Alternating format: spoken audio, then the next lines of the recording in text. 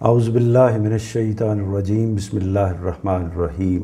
مطالعہ البیان کا چھٹا سیشن ہے آج، اور سورہ نبا کا ہم مطالعہ شروع کر رہے ہیں۔ اس سے پہلے ہم سورہ مرسلات کو 77 نمبر سورہ کا مکمل کر چکے ہیں۔ آج انشاءاللہ ہم اس کی آیت نمبر 1 تا 17 کا مطالعہ کر رہے ہیں، اور ہم استاد گرامی جناب جاوید احمد صاحب غامدی کی تفسیر البیان سے قرآن مجید کو سمجھنے کی کوشش کر رہے ہیں۔ میں آغاز کرتا ہوں۔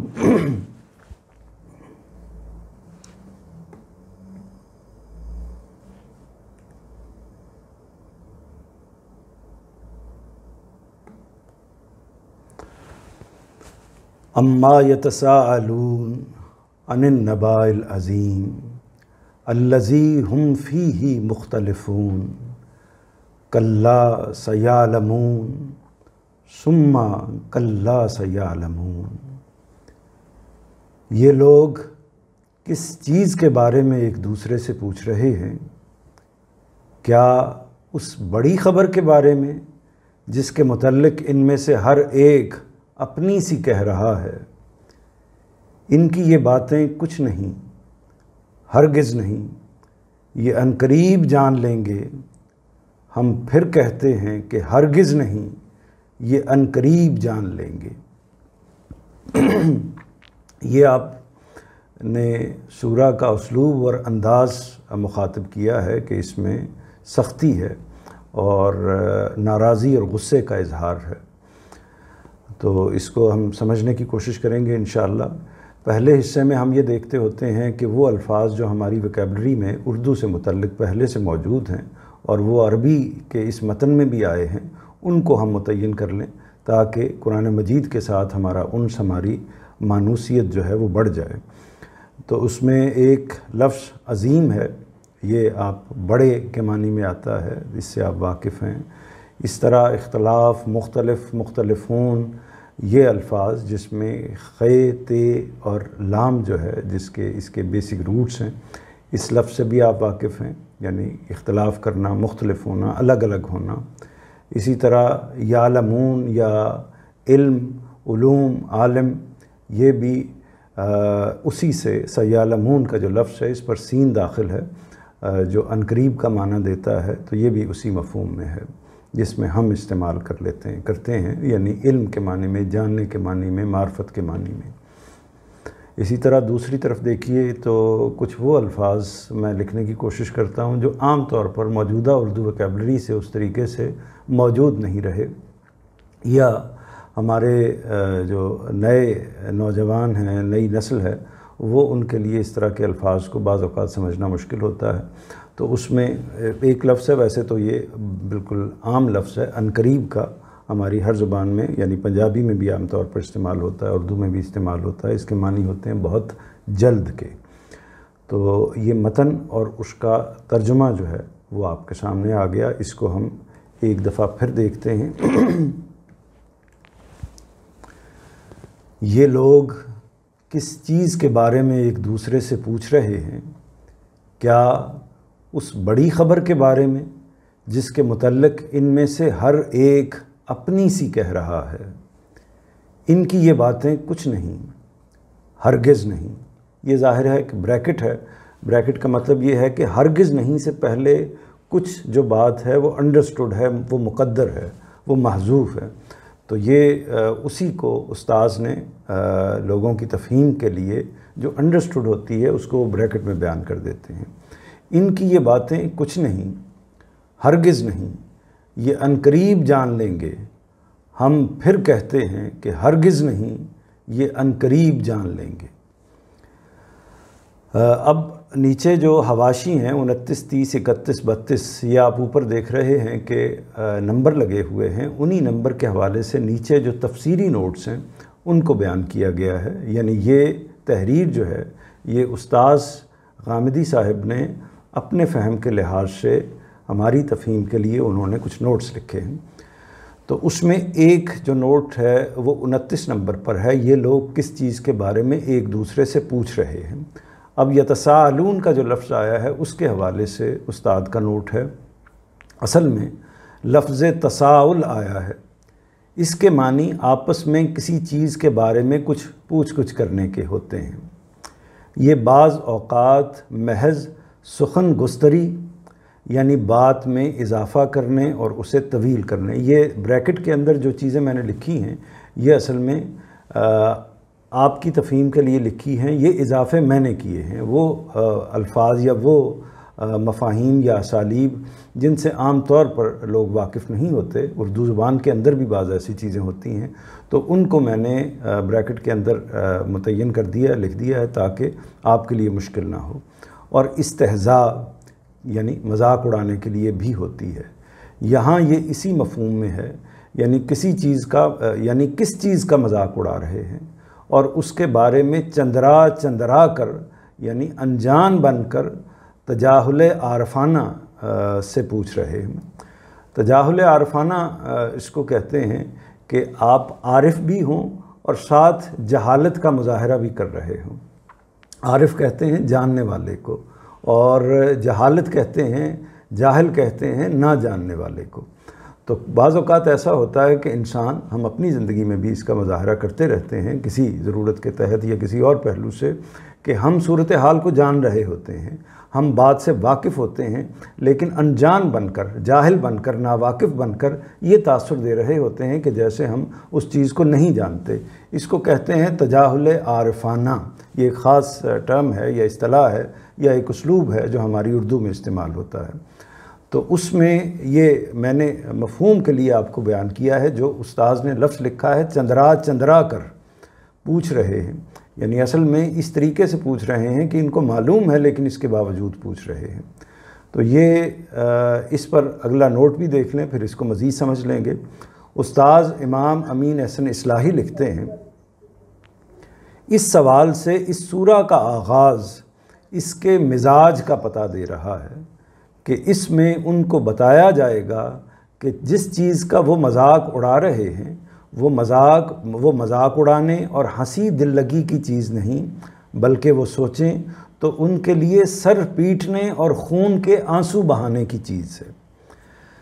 تو یہ پوری صورتحال آپ کے سامنے آ گئی کہ سوال ایک طریقے سے کیا گیا ہے کہ یہ لوگ کس چیز کے بارے میں ایک دوسرے سے پوچھ رہے ہیں۔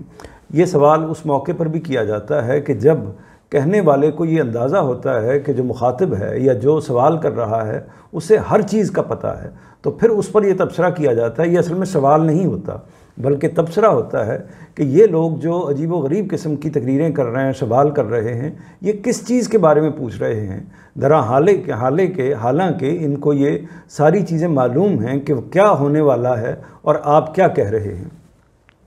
اور یہ بعض اوقات محض سخن گستری اور استہزاء کے لیے بھی ہوتی ہے، یعنی محض بات کو بڑھانے کے لیے، بات کو طویل کرنے کے لیے، یا اس میں اونچ نیچ پیدا کرنے کے لیے، یا مین میخ نکالنے کے لیے بعض اوقات کٹ حجتی کرتا ہے انسان جب اس کے سامنے کوئی بڑا، کوئی صاحب علم بات کر رہا ہوتا ہے اور وہ اس کی بات کو نہیں ماننا چاہ رہا ہوتا۔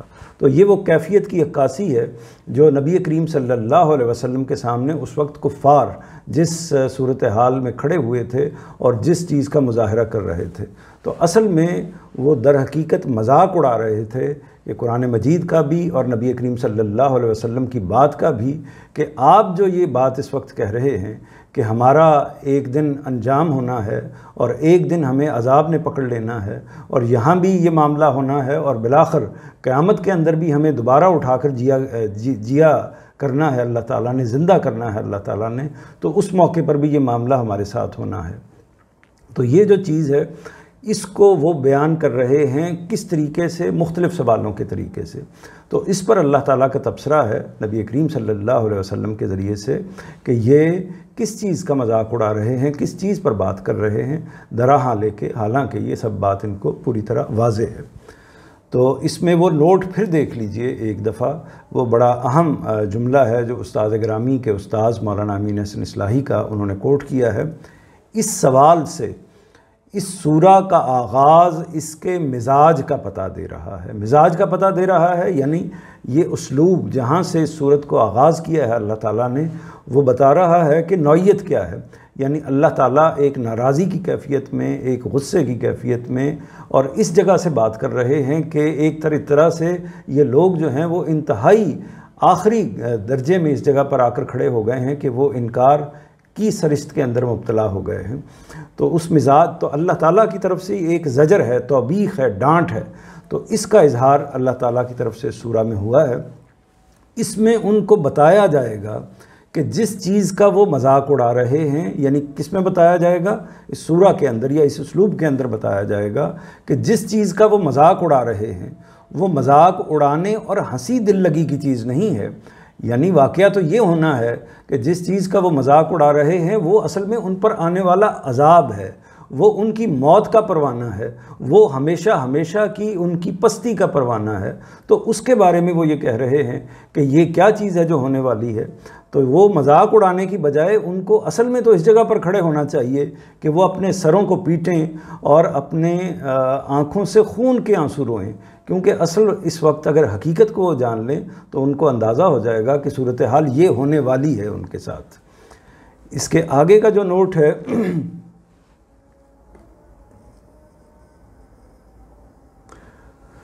وہ نوٹ یہ ہے کہ ان کی یہ باتیں کچھ نہیں، ہرگز نہیں، یہ عنقریب جان لیں گے۔ ہم پھر کہتے ہیں کہ ہرگز نہیں، یہ عنقریب جان لیں گے۔ تو اس میں آپ یہ دیکھ لیجئے 30، 31 اور 32، اس کو ہم اکٹھا پڑھ لیتے ہیں جو کہ آپ سے آپس میں یہ متصل ہیں۔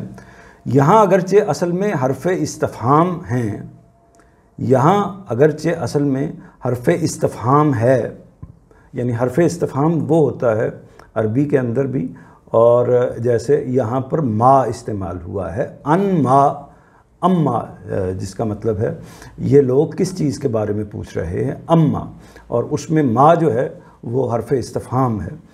اور آپ یہ دیکھیے کہ اردو کے اندر بھی آپ کو معلوم ہے کہ جو کیا، کون، کہاں، یہ حروف استفہام ہوتے ہیں جن حروف کے ذریعے سے سوال کیا جاتا ہے۔ تو اس پر ان کا استاذ کا نوٹ ہے کہ یہاں اگرچہ اصل میں حرف استفہام ہے، لیکن معنوی لحاظ سے یہ میں ایک لفظ مس کر گیا، معذرت، یہاں اگرچہ اصل میں حرف استفہام نہیں ہے، یہ پروف کی غلطی ہے، یہاں اگرچہ اصل میں حرف استفہام نہیں ہے، یعنی ان النباء العظیم سے وہ حرف استفہام ام کی صورت میں پہلے جملے پر تو موجود ہے، لیکن ان النباء العظیم والے جملے پر یہ موجود نہیں ہے۔ تو اس کے حوالے سے لیکن معنوی لحاظ سے یہ اسی استفہام کے تحت ہے جو اس سے پہلے آیا ہے۔ یعنی بعض اوقات ایسا ہوتا ہے، ہم اپنی زبان میں بھی ایسا کرتے ہیں کہ ایک دفعہ کیا کا لفظ بول دیا اور باقی پھر آگے اس سے متصل جملے اسی پر عطف کر دیے، یعنی اسی کو کیا کو دہرانے کی ضرورت نہیں ہوتی۔ تو اگلا جو نوٹ ہے وہ یہ ہے کہ ان میں سے ہر ایک اپنی سی کہہ رہا ہے، یعنی مطلب یہ ہے کہ اسے جھٹلانے کے لیے ان میں سے کوئی کچھ کہہ رہا ہے اور کوئی کچھ کہہ رہا ہے۔ یہ اس کے بارے میں سخت تناقض فکر میں مبتلا ہے۔ تناقض فکر یہ ہوتا ہے کہ جس کو ہم اردو میں تضاد فکری کے لفظ سے بھی بیان کرتے ہیں، وہ یہ ہوتا ہے کہ ہم کوئی بات کرتے ہیں، ہم کوئی خیال ظاہر کرتے ہیں، ہم کوئی سوچ رکھتے ہیں، لیکن وہ آپس میں کنٹراڈکٹ کر رہی ہوتی ہے، اس سوچ کے اندر خود کنٹراڈکشن پایا جاتا ہوتا ہے، تضاد پایا جاتا ہوتا ہے۔ تو وہ ایک طرف تو سوال کر رہے ہیں، دوسری طرف اس حقیقت کو بھی جانتے ہیں کہ پیغمبر جو ہے وہ بات برحق کہہ رہا ہے، اس کی بات غلط نہیں ہو سکتی۔ تو ایک ایسی تضاد فکری کے اندر مبتلا ہیں جس کا انجام ان کو بالآخر دیکھنا ہوگا۔ یہاں یہ آخر میں ہے، ہم پھر کہتے ہیں کہ ہرگز نہیں، یہ عنقریب جان لیں گے، یعنی یہاں بھی جان لیں گے جب اتمام حجت کے بعد ہمارا فیصلہ صادر ہو جائے گا، اور وہاں بھی جہاں پکڑ بلائے جائیں گے۔ اتمام حجت اگر آپ ان نشستوں میں شریک رہے ہیں یا استاذ گرامی کی چیزوں کو آپ نے پڑھا ہے تو اس کا آپ کو اندازہ ہوگا کہ جو رسول اللہ کے مخاطبین ہیں صلی اللہ علیہ وسلم اور باقی رسولوں کے بھی جو مخاطب قومیں ہوتی ہیں، ان کے لیے دو طرح کا عذاب آتا ہے اگر وہ انکار کریں تو ایک عذاب وہ ہوتا ہے جو اسی دنیا میں ان پر آ جاتا ہے، ان کو دنیا کے صفحے سے ملیا میٹ کر دیا جاتا ہے، ختم کر دیا جاتا ہے، جیسے کہ اس کی بڑی مثال ہے قوم نوح پر عذاب آیا، انہوں نے پیغمبر کا انکار کیا اور اس کے نتیجے میں وہ صفحہ ہستی سے مٹا دیے گئے۔ اسی طرح قوم موسیٰ ہے، جو موسیٰ جن کو مخاطب کیا تھا، اللہ تعالیٰ کی طرف سے بھیجا تھا فرعون کی قوم کی طرف، ان کا معاملہ ہے، ان کو سمندر میں غرق کر دیا گیا۔ اسی طرح جو حضرت لوط کی قوم ہے تو یہ حضرت صالح کی قوم ہے۔ تو اس طرح مختلف قوموں کے حوالے سے یہ اس میں بار بار میں اس کا ذکر کرتا رہا ہوں کہ یہ ایک عذاب کی نوعیت وہ ہوتی ہے، لیکن یہ چونکہ بعض اوقات ہمارے ہاں خلط مبحث ہو جاتا ہے، یعنی باتوں کو آپس میں ملا دیا جاتا ہے، اس لیے اس بات کو سمجھنا ضروری ہے کہ رسول اللہ کی زندگی میں جو عذاب ان کی تلواروں کے ذریعے سے آیا یا اس سے پہلے رسولوں کے ذریعے سے جو اس دنیا کے اندر عذاب آیا ہے وہ اتمام حجت کا عذاب ہے، یعنی پیغمبر اصل میں حق کو آخری درجے میں واضح کر دیتا ہے اور لوگ اس کے باوجود جب اس کو نہیں مانتے تو ان کو صفحہ ہستی سے مٹا دیا جاتا ہے۔ تو اسی دنیا میں اللہ تعالیٰ فیصلہ صادر کرتے ہیں اور آخرت میں فیصلہ تو ہونا ہی ہونا ہے، پھر جب وہ دوبارہ اٹھائے جائیں گے اور ان کو جہنم میں دھکیل دیا جائے گا، جیسا کہ سورہ مرسلات میں ہم اس سے پہلے پڑھ چکے ہیں۔ آگے بڑھتے ہیں، یہاں کوئی اس حصے کی تفہیم کے حوالے سے اگر کوئی سوال ہے تو آپ پوچھ سکتے ہیں۔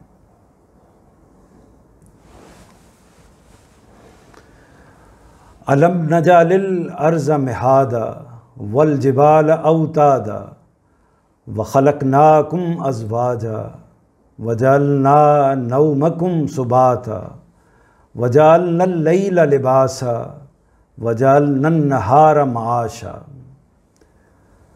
یہ دیکھیں تو صحیح، کیا زمین کو ہم نے گہوارہ اور پہاڑوں کو ان کی میخیں نہیں بنایا؟ یہ دیکھیں تو صحیح، کیا زمین کو ہم نے گہوارہ اور پہاڑوں کو اس کی میخیں نہیں بنایا، اور تم کو جوڑوں کی صورت میں پیدا نہیں کیا، اور تمہاری نیند کو تمہارے لیے باعث راحت نہیں بنایا، اور رات کو لباس اور دن کو وقت معاش نہیں بنایا۔ اب یہ اصل میں وہ دلائل ہیں جو ایک طریقے سے اتمام حجت کے لیے، بات کو آخری درجے میں پورا کرنے کے لیے، دلیل کو انتہائی سطح پر واضح کرنے کے لیے اللہ تعالیٰ نے اس پر مزید تبصرہ کیا ہے کہ یہ کس طریقے سے چندرا کر سوال کر رہے ہیں، کس طریقے سے عجیب و غریب طریقے سے مین میخ نکال رہے ہیں، جبکہ صورتحال یہ ہے کہ اللہ تعالیٰ نے ان کے لیے پروردگاری کے، ربوبیت کے کیا کیا اہتمام کیے ہیں۔ تو اس میں پہلے آپ مانوس الفاظ کو دیکھ لیجئے۔ ارض کا لفظ ہے، اس سے آپ واقف ہیں، زمین کے معنوں میں استعمال ہوتا ہے۔ اسی طرح جبال کا لفظ ہے، یہ جبل کی جمع ہے جس کے معنی پہاڑ کے ہیں۔ خلقہ کا لفظ ہے، اسی خلقہ کا معنی تخلیق کرنا ہے، اور اس سے بھی اردو میں یہ عام استعمال ہوتا ہے۔ ازواج کا لفظ ہے، یہ زوج کی جمع ہے ازواج، اور جیسے ہم لفظ بولتے ہیں ازواج مطہرات، یعنی اصل میں تو اس کا لفظی مفہوم جوڑا ہوتا ہے، لیکن یہ زوج کے معنوں میں، یعنی میاں ہے تو اس کے لیے بیوی اس کا زوج ہے، اور بیوی ہے تو اس کے لیے میاں اس کا زوج ہے، تو اس معنی میں بھی استعمال ہوتا ہے۔ تو جوڑے کا مفہوم چونکہ اللہ تعالیٰ نے میاں اور بیوی کو یا مرد اور عورت کو اس پہلو سے جوڑا قرار دیا ہے، تو اس وجہ سے زوج کا لفظ اس کے لیے بھی استعمال ہوتا ہے۔ نوم کہتے ہیں نیند کو، یہ عام طور پر ہماری زبان میں بھی کبھی کبھار استعمال ہو جاتا ہے۔ لیل کا لفظ رات کے معنی میں بھی ہمارے ہاں آ جاتا ہے۔ لباس ہمارا عام لفظ ہے، جو پہننے والا، اوڑھنے والا، جو کپڑا یا اوپر کی جو بھی چیز ہوتی ہے۔ نہار لیل کے مقابل میں ہم استعمال کرتے ہیں، جیسے محاورے کے طور پر لیل و نہار، یعنی دن اور رات، دن کے معنی میں یہ لفظ استعمال ہوتا ہے۔ معاش جو ہے یہ ہم اپنی زبان میں بھی استعمال کرتے ہیں، روزگار کے معنوں میں، روزی کے معنوں میں۔ تو یہ وہ الفاظ ہیں، آپ نے دیکھا کہ بیشتر الفاظ ہیں جن سے آپ پہلے سے واقف ہیں۔ تو اب دوسری طرف دیکھ لیجئے وہ کچھ مشکل الفاظ جو اردو کے ہو سکتے ہیں آپ کے لیے، اس میں ایک میخیں ہیں، یہ کیلوں کے معنوں میں استعمال ہوتا ہے، میخ کا لفظ بھی چلتا ہے۔ راحت خوشی کو کہتے ہیں، اسی طرح معاش کا لفظ جو ہے وہ روزی روزگار کے حوالے سے معیشت، علم معیشت اصل میں روزی روزگار، بزنس اور اس نوعیت کی چیزوں سے متعلق ہوتا ہے، تو اس لیے اس کو اکنامکس یا علم معیشت کہتے ہیں۔ تو یہ کچھ مانوس الفاظ اور کچھ مشکل الفاظ کے معنی اور متن اور ترجمہ آپ کے سامنے آ گیا۔ اب آگے اس کی شرح کی طرف جاتے ہیں۔ یہ دیکھیں تو صحیح کیا زمین کو ہم نے گہوارا اور پہاڑوں کو اس کی میخیں نہیں بنایا، اور تم کو جوڑوں کی صورت میں پیدا نہیں کیا، اور تمہاری نیند کو تمہارے لیے باعث راحت نہیں بنایا، اور رات کو لباس اور دن کو وقت معاش نہیں بنایا۔ یہ جب اس طرح کا استفہام کا سوال کیا جاتا ہے تو اصل میں یہ ڈانٹ کے لیے ہوتا ہے، تنبیہ کے لیے ہوتا ہے، سمجھانے کے لیے ہوتا ہے کہ میں نے آپ کے لیے یہ کام نہیں کیا۔ یعنی بعض اوقات استاد کہتا ہے، بعض اوقات بڑا کہتا ہے، بعض اوقات والدین کہتے ہیں بچوں کو کہ میں نے کیا یہ نہیں کیا آپ کے لیے۔ تو وہ اصل میں مطلب یہ نہیں ہوتا کہ یہ کوئی سوال پوچھا جا رہا ہوتا ہے، بلکہ بتایا جا رہا ہوتا ہے کہ یہ کیا ہے، یہ کیا ہے، یہ کیا ہے۔ تو اصل میں اس کے اندر اثبات موجود ہوتا ہے۔ تو یہ اسی انداز کا اسلوب ہے۔ یہاں استاذ لکھتے ہیں 33 نمبر کے اوپر، یہ دیکھیں تو صحیح۔ یہ پھر انہوں نے بات کو متصل کرنے کے لیے جو یہاں انڈرسٹوڈ بات تھی اس کو واضح کر دیا ہے۔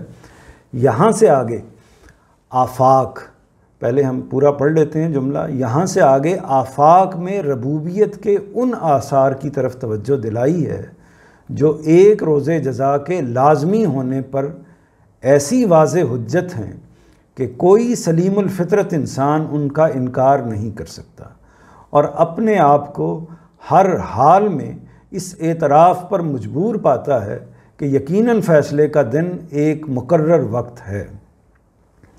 اس میں جو مشکل الفاظ ہیں ان کو میں نے بریکٹ میں واضح کر دیا ہے، آپ ان کو دیکھ سکتے ہیں۔ آفاق کہتے ہیں دنیا اور کائنات کو، یعنی میں نے پہلے بھی واضح کیا تھا کہ آفاق افق کی جمع ہے، اصل میں تو یہ آسمان کا جو اوپری بالائی کنارہ ہے اس کے لیے استعمال ہوتا ہے، لیکن اصطلاح میں انفس کے مقابل میں، یعنی انسان کی جو داخل کی دنیا ہے اس کے مقابل میں جو اس کے خارج کی دنیا ہے اس کے لیے آفاق کا لفظ استعمال ہوتا ہے۔ اسی طرح ربوبیت کا لفظ، ربوبیت کا مطلب ہوتا ہے پروردگاری، یعنی پالنے کا جو مفہوم ہے کہ اللہ تعالیٰ جس طریقے سے پالتا ہے، جس طریقے سے والدین بچوں کی پرورش کرتے ہیں، تو پرورش کے معنوں میں، پالنے کے معنوں میں ربوبیت کا لفظ استعمال ہوتا ہے۔ آثار نشانیوں کو کہتے ہیں، اور حجت دلیل کو کہتے ہیں۔ اتمام حجت کا مطلب ہوتا ہے کہ دلیل کا پورا ہو جانا، دلیل کا ہر لحاظ سے مکمل ہو جانا کہ کوئی بات باقی نہ رہے۔ سلیم الفطرت یعنی اچھی فطرت والا، اچھے جو جس کے اندر جو اچھی باتیں اس کی انہوں نے حفاظت کی ہوئی ہے جس انسان نے، اس کو ہم سلیم الفطرت کہتے ہیں۔ عقل اور فطرت کے مطابق بات کو سوچنے والا اور کہنے والا، اعتراف کہتے ہیں ماننے کو۔ تو اس کے بعد آگے دیکھیے استاذ امام لکھتے ہیں، یعنی مولانا امین احسن اصلاحی کا انہوں نے پھر آگے ایک پیرا کوٹ کیا ہے۔ اس میں نے یہ واضح کیا تھا کہ استاذ گرامی یہ کوشش کرتے ہیں کہ جہاں وہ یہ محسوس کریں کہ یہاں استاذ کی بات پریسائز اور زیادہ وضاحت کے ساتھ آ گئی ہے، تو پھر وہ اپنی بات کے ساتھ موقت کرنے کے لیے، اپنی بات کو مزید توضیح کے لیے اپنے الفاظ کی بجائے انہی الفاظ کو عین بیان لکھ دیتے ہیں۔ انسان اگر غور کرے تو یہ سمجھنے سے وہ قاصر نہیں رہے گا کہ جو رب، اب یہ اس بات کو واضح کیا ہے کہ کیسے اللہ تعالیٰ نے یہ معاملات کیے ہیں۔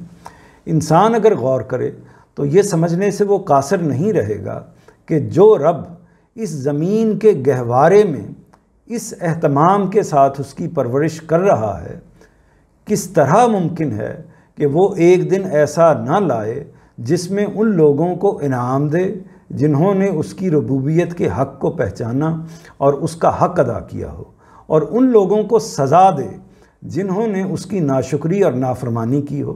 یعنی یہ کیسے ممکن ہے کہ جو انعام کے مستحق ہیں ان کو انعام نہ دیا جائے، جنہوں نے اللہ کی باتوں کو مانا ہے، اس کے مطابق زندگی کو گزارا ہے، اور اس میں اگر مشقتیں بھی آئی ہیں تو مشقتوں کو بھی برداشت کیا ہے اور ہر حال میں اللہ کا شکر ادا کیا ہے، ان کو تو انعام ملنا چاہیے۔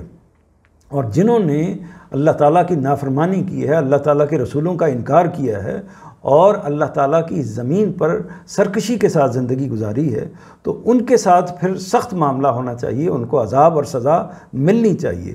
یہی انصاف کا تقاضا ہے، یہی اللہ تعالیٰ نے جو نظام دنیا بنایا ہے اس کا لازمی تقاضا ہے۔ تو ربوبیت کے ساتھ مسئولیت لازمی ہے۔ ربوبیت جیسا کہ میں نے عرض کیا، یہ کہتے ہیں کہ جو عطا کیا جاتا ہے، جو پرورش کی جاتی ہے، اس کے ساتھ مسئولیت لازمی ہے۔ مسئولیت کا مطلب یہ ہوتا ہے کہ پوچھا جانا، سوال کیا جانا، ذمہ داری کے حوالے سے استفسار کرنا۔ یعنی اگر کسی شخص کو کوئی چیز دی گئی ہے، اس کو انعام دیے گئے ہیں، بے شمار چیزوں سے اس کو نوازا گیا ہے، تو اس سے پوچھا جائے گا، یہ اس کا لازمی تقاضا ہے کہ اس سے پوچھا جائے گا کہ اس نے ان کے حوالے سے کیا کیا معاملہ انجام دیا ہے۔ ایسا نہ ہو تو اس کے معنی یہ ہوئے، اگر ایسا نہ کیا جائے، یعنی ذمہ داری کا سوال نہ کیا جائے، جو کچھ دیا گیا ہے اس کے بارے میں پوچھا نہ جائے، ایسا نہ ہو تو اس کے معنی یہ ہوئے کہ اس کائنات کے خالق کے نزدیک شکر گزار اور نابکار دونوں برابر ہیں۔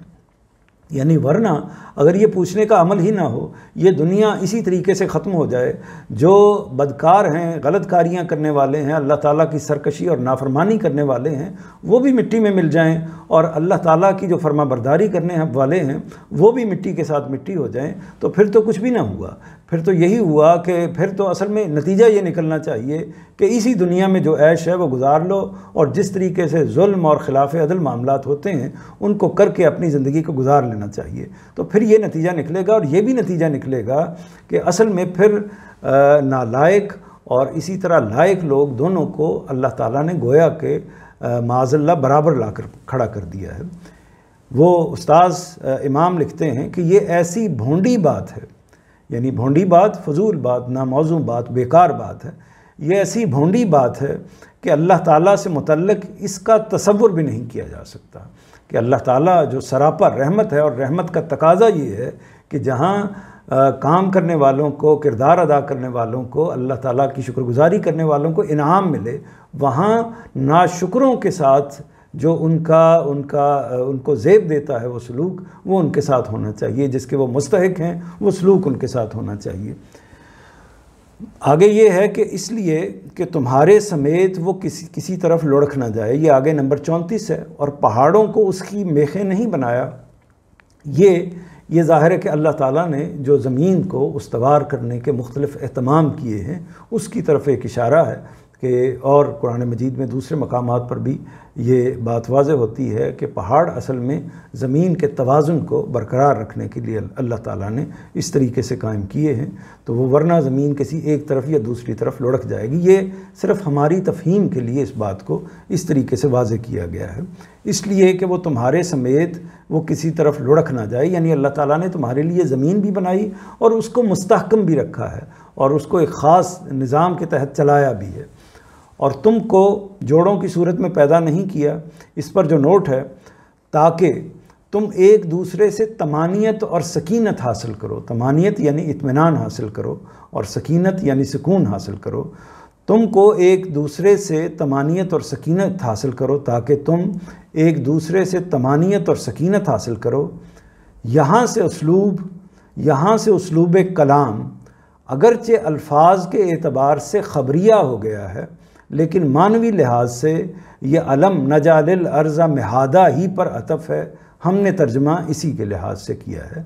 اور تم کو جوڑوں کی صورت میں پیدا نہیں کیا، یعنی یہ وہی بات ہے کہ اصل میں سوالیہ نشان پیچھے، سوال جو ہے وہ پیچھے آ چکا ہے، حرف استفہام، اور اسی کے تحت وہ بیان کر رہے ہیں کہ یہ خبریہ نہیں ہے۔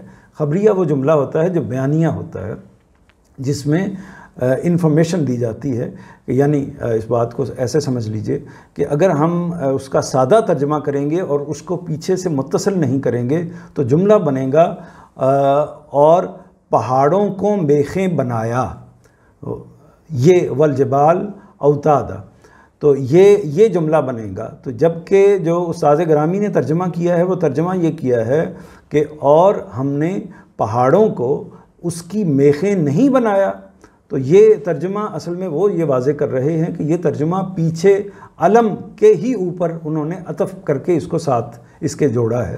اس کا اگر اسی حصے کا ترجمہ کیا جائے تو اتنا ہی ہوگا، اور بعض لوگوں نے اس کو خبریہ جملے کے طور پر بھی لیا ہے۔ آگے دیکھیے کہ آیت میں اگلا میں نوٹ ہے، اور تمہاری نیند کو تمہارے لیے باعث راحت نہیں بنایا۔ اس پر جو نوٹ ہے وہ یہ ہے کہ آیت میں لفظ سباتہ استعمال ہوا ہے، اس کے اصل معنی کاٹنے کے ہیں۔ نیند کو سبات اس وجہ سے کہا ہے کہ یہ عمل کو منقطع کرتی ہے اور اس طرح انسان کو راحت اور سکون حاصل کرنے کا موقع بہم پہنچاتی ہے۔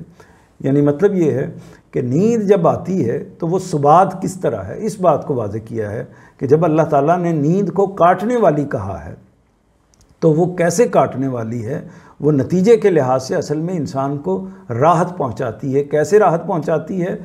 اصل میں جو انسان زندگی کا دن کی صورت میں زندگی کا ایک عمل کر رہا ہوتا ہے اس کو وہ کاٹتی ہے، کاٹ کے پھر تاکہ وہ سکون اور چین کی نیند سو سکے اور پھر اگلے دن اپنی سرگرمی میں پھر مصروف ہو سکے۔ تو رات کے لیے یہ لفظ استعمال کیا، اور اسی طرح وَجَعَلْنَا النَّهَارَ مَعَاشًا، اور رات کو لباس اور دن کو وقت معاش نہیں بنایا، یعنی ایک ایسی چیز جو انسانوں کو لباس کی طرح ہر چیز سے محفوظ کر کے اپنے اندر چھپا لیتی ہے۔ یعنی یہ کس کی وضاحت کی ہے؟ لفظ لباس کی وضاحت کی ہے۔ لباس کیا کام کرتا ہے کہ ہمارے جو اندرون ہے، ہمارا جو وجود ہے، اس میں جن چیزوں کو ہم ظاہر نہیں کرنا چاہتے ان کو محفوظ کر لیتا ہے، ان کو چھپا لیتا ہے۔ تو اصل میں رات جو ہے وہ لباس ہے، اور لباس جو ہے وہ ایک طریقے سے جب دن آتا ہے تو اس وقت انسان وقت معاش میں سے اپنا ساری سرگرمی صرف کرتا ہے، اپنے عمل میں محنت کرتا ہے، اور اس کے بعد رات کو وہ لباس اوڑھ کر ایک طریقے سے سکون میں نیند میں چلا جاتا ہے۔ پیچھے جو شاید میں نے لفظ استعمال کر دیا، تمہاری نیند کو تمہارے لیے باعث راحت نہیں بنایا، تو قطع کرنے والی جو چیز ہے وہ نیند ہے۔ نیند رات کے وقت آتی ہے تو انسان کی جو عمل کی زندگی ہے اس کو قطع کر دیتی ہے۔ یہ حصہ مکمل ہو گیا ہے، اس پر کوئی سوال ہے تو آپ کر سکتے ہیں۔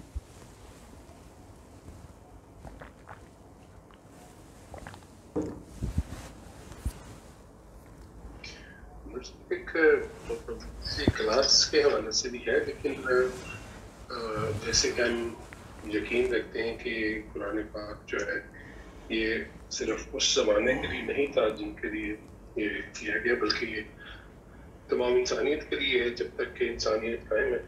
تو ابھی جو اس وقت دنیا کی صورتحال ہے پر جو انسان بس رہے ہیں اس میں تو یہ چیز کہ رات جو ہے وہ اطمینان کے لیے یا مطلب کام سے کٹ جانے کے لیے، اس میں تو تقریباً آدھی آبادی جو دنیا کی ہے وہ تو رات کو کام کر رہی ہے۔ اس پہلو سے اگر آپ دیکھیں تو پھر آپ کیا فرمائیں گے؟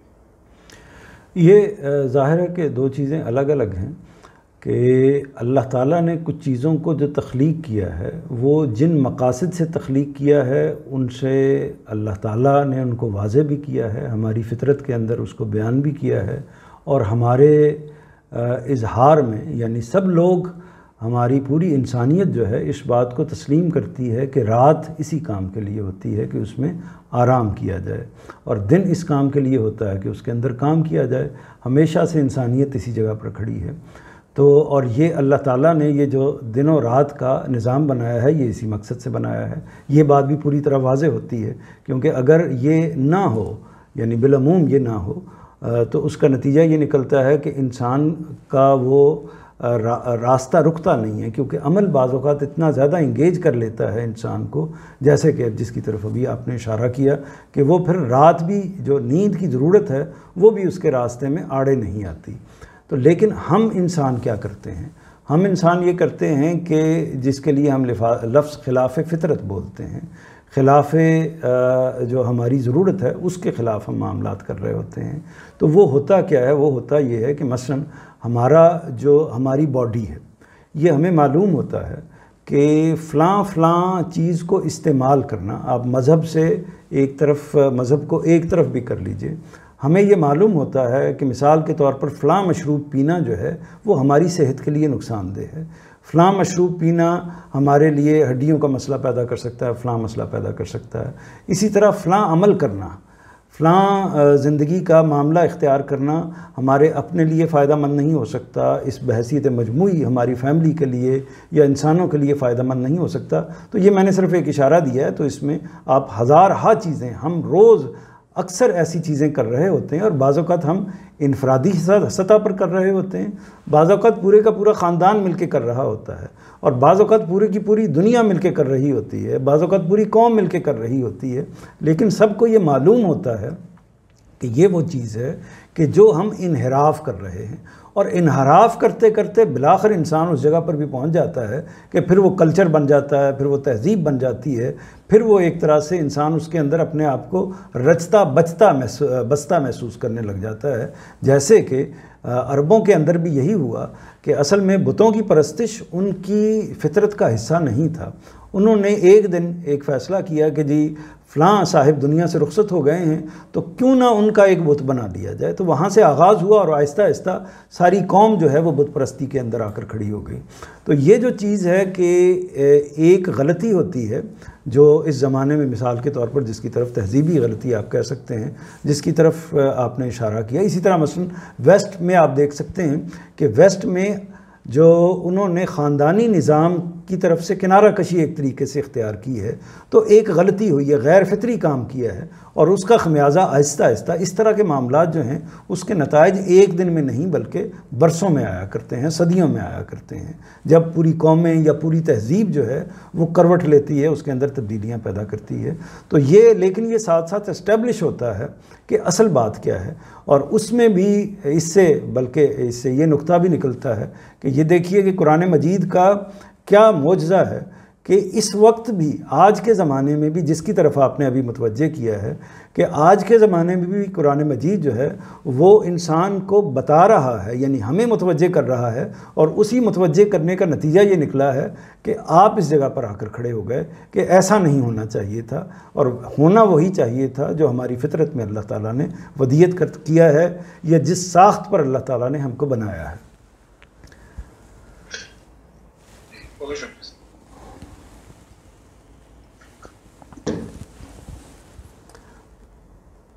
جی آگے بڑھتے ہیں۔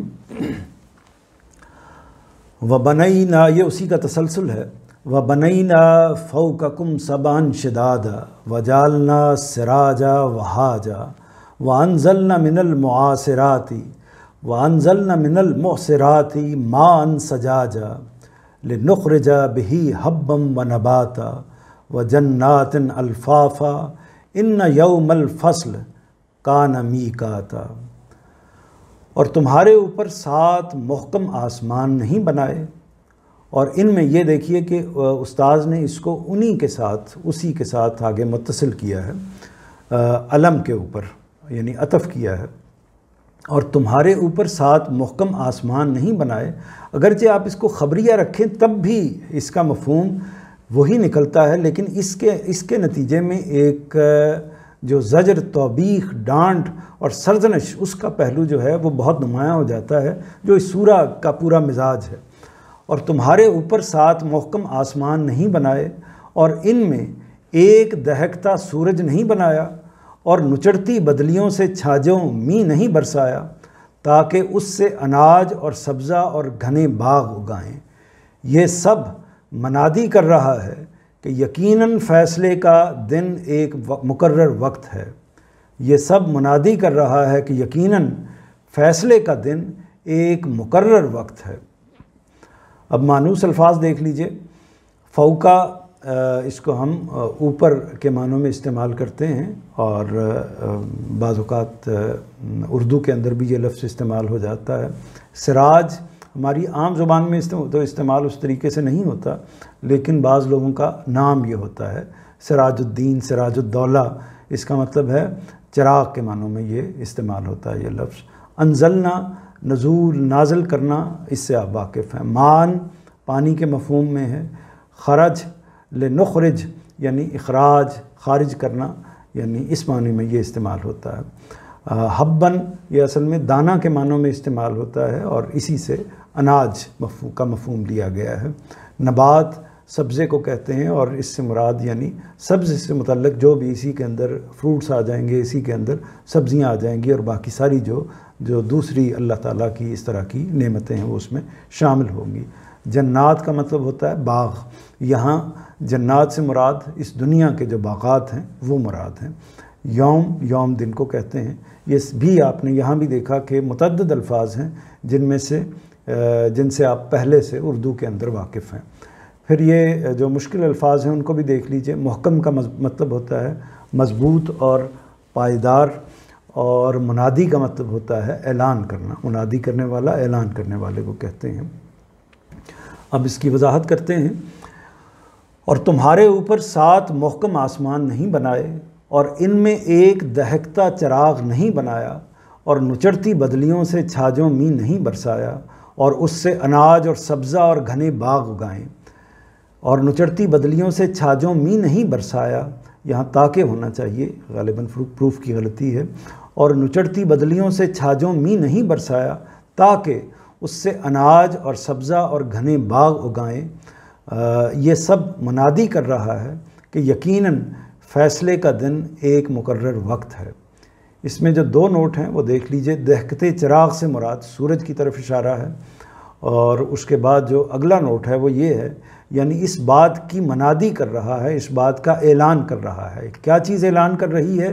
یہ سارا جو تصویر کشی کی ہے اللہ تعالیٰ نے، یعنی جس میں بے شمار چیزوں کو گنوا دیا ہے، اور گنوا کے یعنی یہ وہ کیا چیزیں ہیں، وہ اہتمام کیا ہے جو پالنے کا، پرورش کا، ربوبیت کا اہتمام اللہ تعالیٰ نے کیا ہے، یہ سارے کا سارا اعلان کر رہا ہے۔ کس بات کی منادی کر رہا ہے؟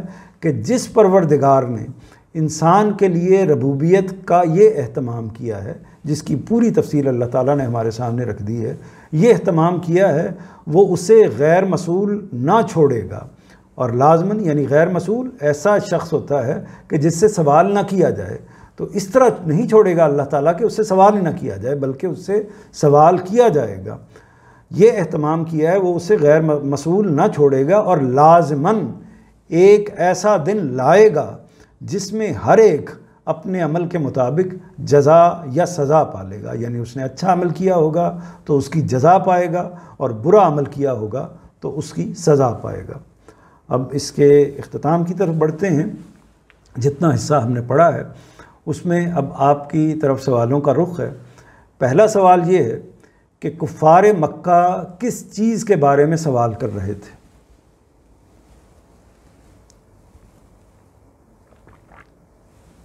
جی روزے قیامت کے بارے میں۔ جی بالکل ٹھیک ہے، اور اس کے لیے کیا لفظ استعمال ہوا ہے؟ کوئی اور صاحب بتائیں۔ ہاں، نبا کے بارے میں اصل میں سوال کر رہے تھے کہ جو خبر اللہ کے رسول نے دی، اللہ تعالیٰ نے دی ہے، اور وہ خبر کے دونوں ہی پہلو ہیں، اس دنیا کا عذاب ہے اور آخرت کا عذاب ہے، اس خبر کے بارے میں وہ سوال کر رہے تھے۔ کفار کے اس سوال کرنے کا مقصد، مطلب کیا تھا؟ جو وہ تو مذاق اڑانے کے بالکل صحیح جواب دیے کر رہے تھے، لیکن اگر میں عربی کے حساب سے دیکھوں نا، ایسے لگتا ہے جیسے عام سوال نہیں بندہ کرتا، لیکن آگے کی آیتوں سے پتہ چلتا ہے کہ وہ مذاق اڑانے کے لیے بالکل صحیح، بالکل ٹھیک۔ اللہ نے کفار کے اس سوال پر کیا تبصرہ فرمایا؟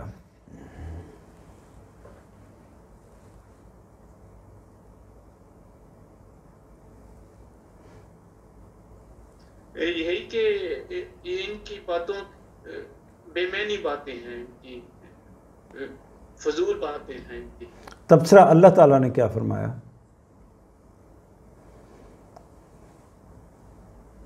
یہ عنقریب جان لیں گے۔ ہاں، یہ تبصرہ فرمایا کہ یہ عنقریب جان لیں گے۔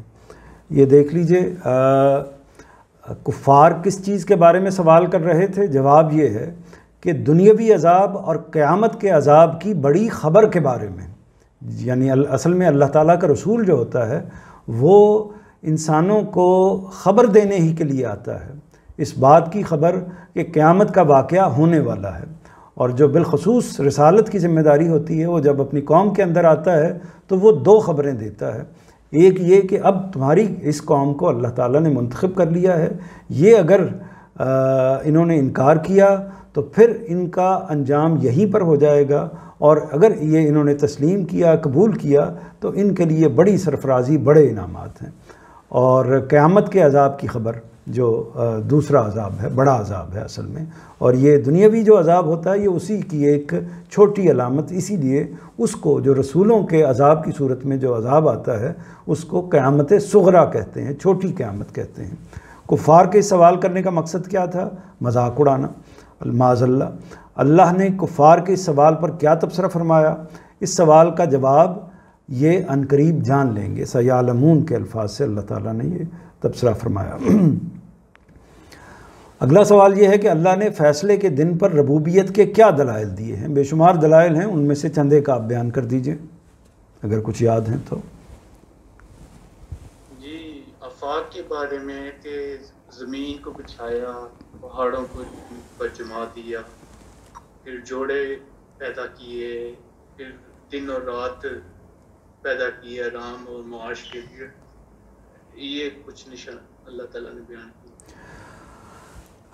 ربوبیت کی نشانیاں کیا منادی کر رہی ہیں؟ جو اللہ تعالیٰ نے نشانیاں بتائی ہیں وہ منادی کیا کر رہی ہیں، کیا اعلان کر رہی ہیں؟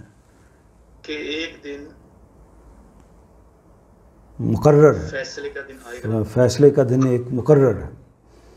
بالکل ٹھیک آپ نے جواب دیے ہیں۔ تو یہ پھر اس کو دیکھ لیتے ہیں کہ اللہ نے فیصلے کے دن پر ربوبیت کے کیا دلائل دیے ہیں۔ وہ دلائل جو ہیں وہ یہاں ایک ترتیب سے میں نے ان کو لکھ دیا ہے۔ ایک یہ کہ زمین کو گہوارہ بنایا ہے اللہ تعالیٰ نے، یعنی وہ پرورش کرتی ہے ہماری بحیثیت مجموعی۔ پھر اس کے اندر پہاڑوں کو میخیں بنایا ہے تاکہ وہ ادھر ادھر لڑک نہ سکے زمین۔ انسانوں کو جوڑا بنایا ہے تاکہ وہ ایک دوسرے سے سکون حاصل کر سکیں۔ نیند کو راحت بنایا ہے تاکہ وہ منقطع کر کے دن کے عمل کو راحت کا سامان، خوشی کا، سکون کا سامان پیدا کر سکے۔ رات کو لباس بنایا ہے اس وجہ سے تاکہ انسان اس کو اوڑھ کے اپنی راحت کو، اپنے سکون کو حاصل کر سکے۔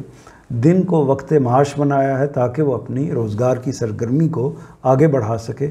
7 آسمان بنائے ہیں اور پھر اس کے اندر سے، آسمانوں کے اندر سے سورج ہمارے سامنے کیا ہے، اور سورج ہی کی بدولت انسان تپش حاصل کرتا ہے، اور زندگی کا جو باقی نظام ہے دن رات کا، وہ سارے کا سارا نظام اس پر استوار ہے۔ پھر بدلیوں سے مینہ برسایا ہے، اور اس کا مقصد کیا ہے کہ وہ اس کے نتیجے میں زمین سے اناج اگتا ہے، سبزہ اگتا ہے اور باغ اگتے ہیں۔ تو یہ جو مختلف ربوبیت کی نشانیاں ہیں، ربوبیت کی نشانیاں مطلب یہ ہے کہ تخلیق کی نشانیاں نہیں ہیں، اللہ تعالیٰ کی بے شمار صفات ہیں، ان میں سے ایک صفت جو ہے وہ اس کا رب ہونا ہے، اس ایک صفت ربوبیت ہے، یہ اس کی اللہ تعالیٰ نے کچھ نشانیاں بتائی ہیں۔ تو ربوبیت کی نشانیاں کیا منادی کر رہی ہیں، کس بات کا اعلان کر رہی ہیں؟ اس بات کا کہ فیصلے کا ایک دن مقرر ہے۔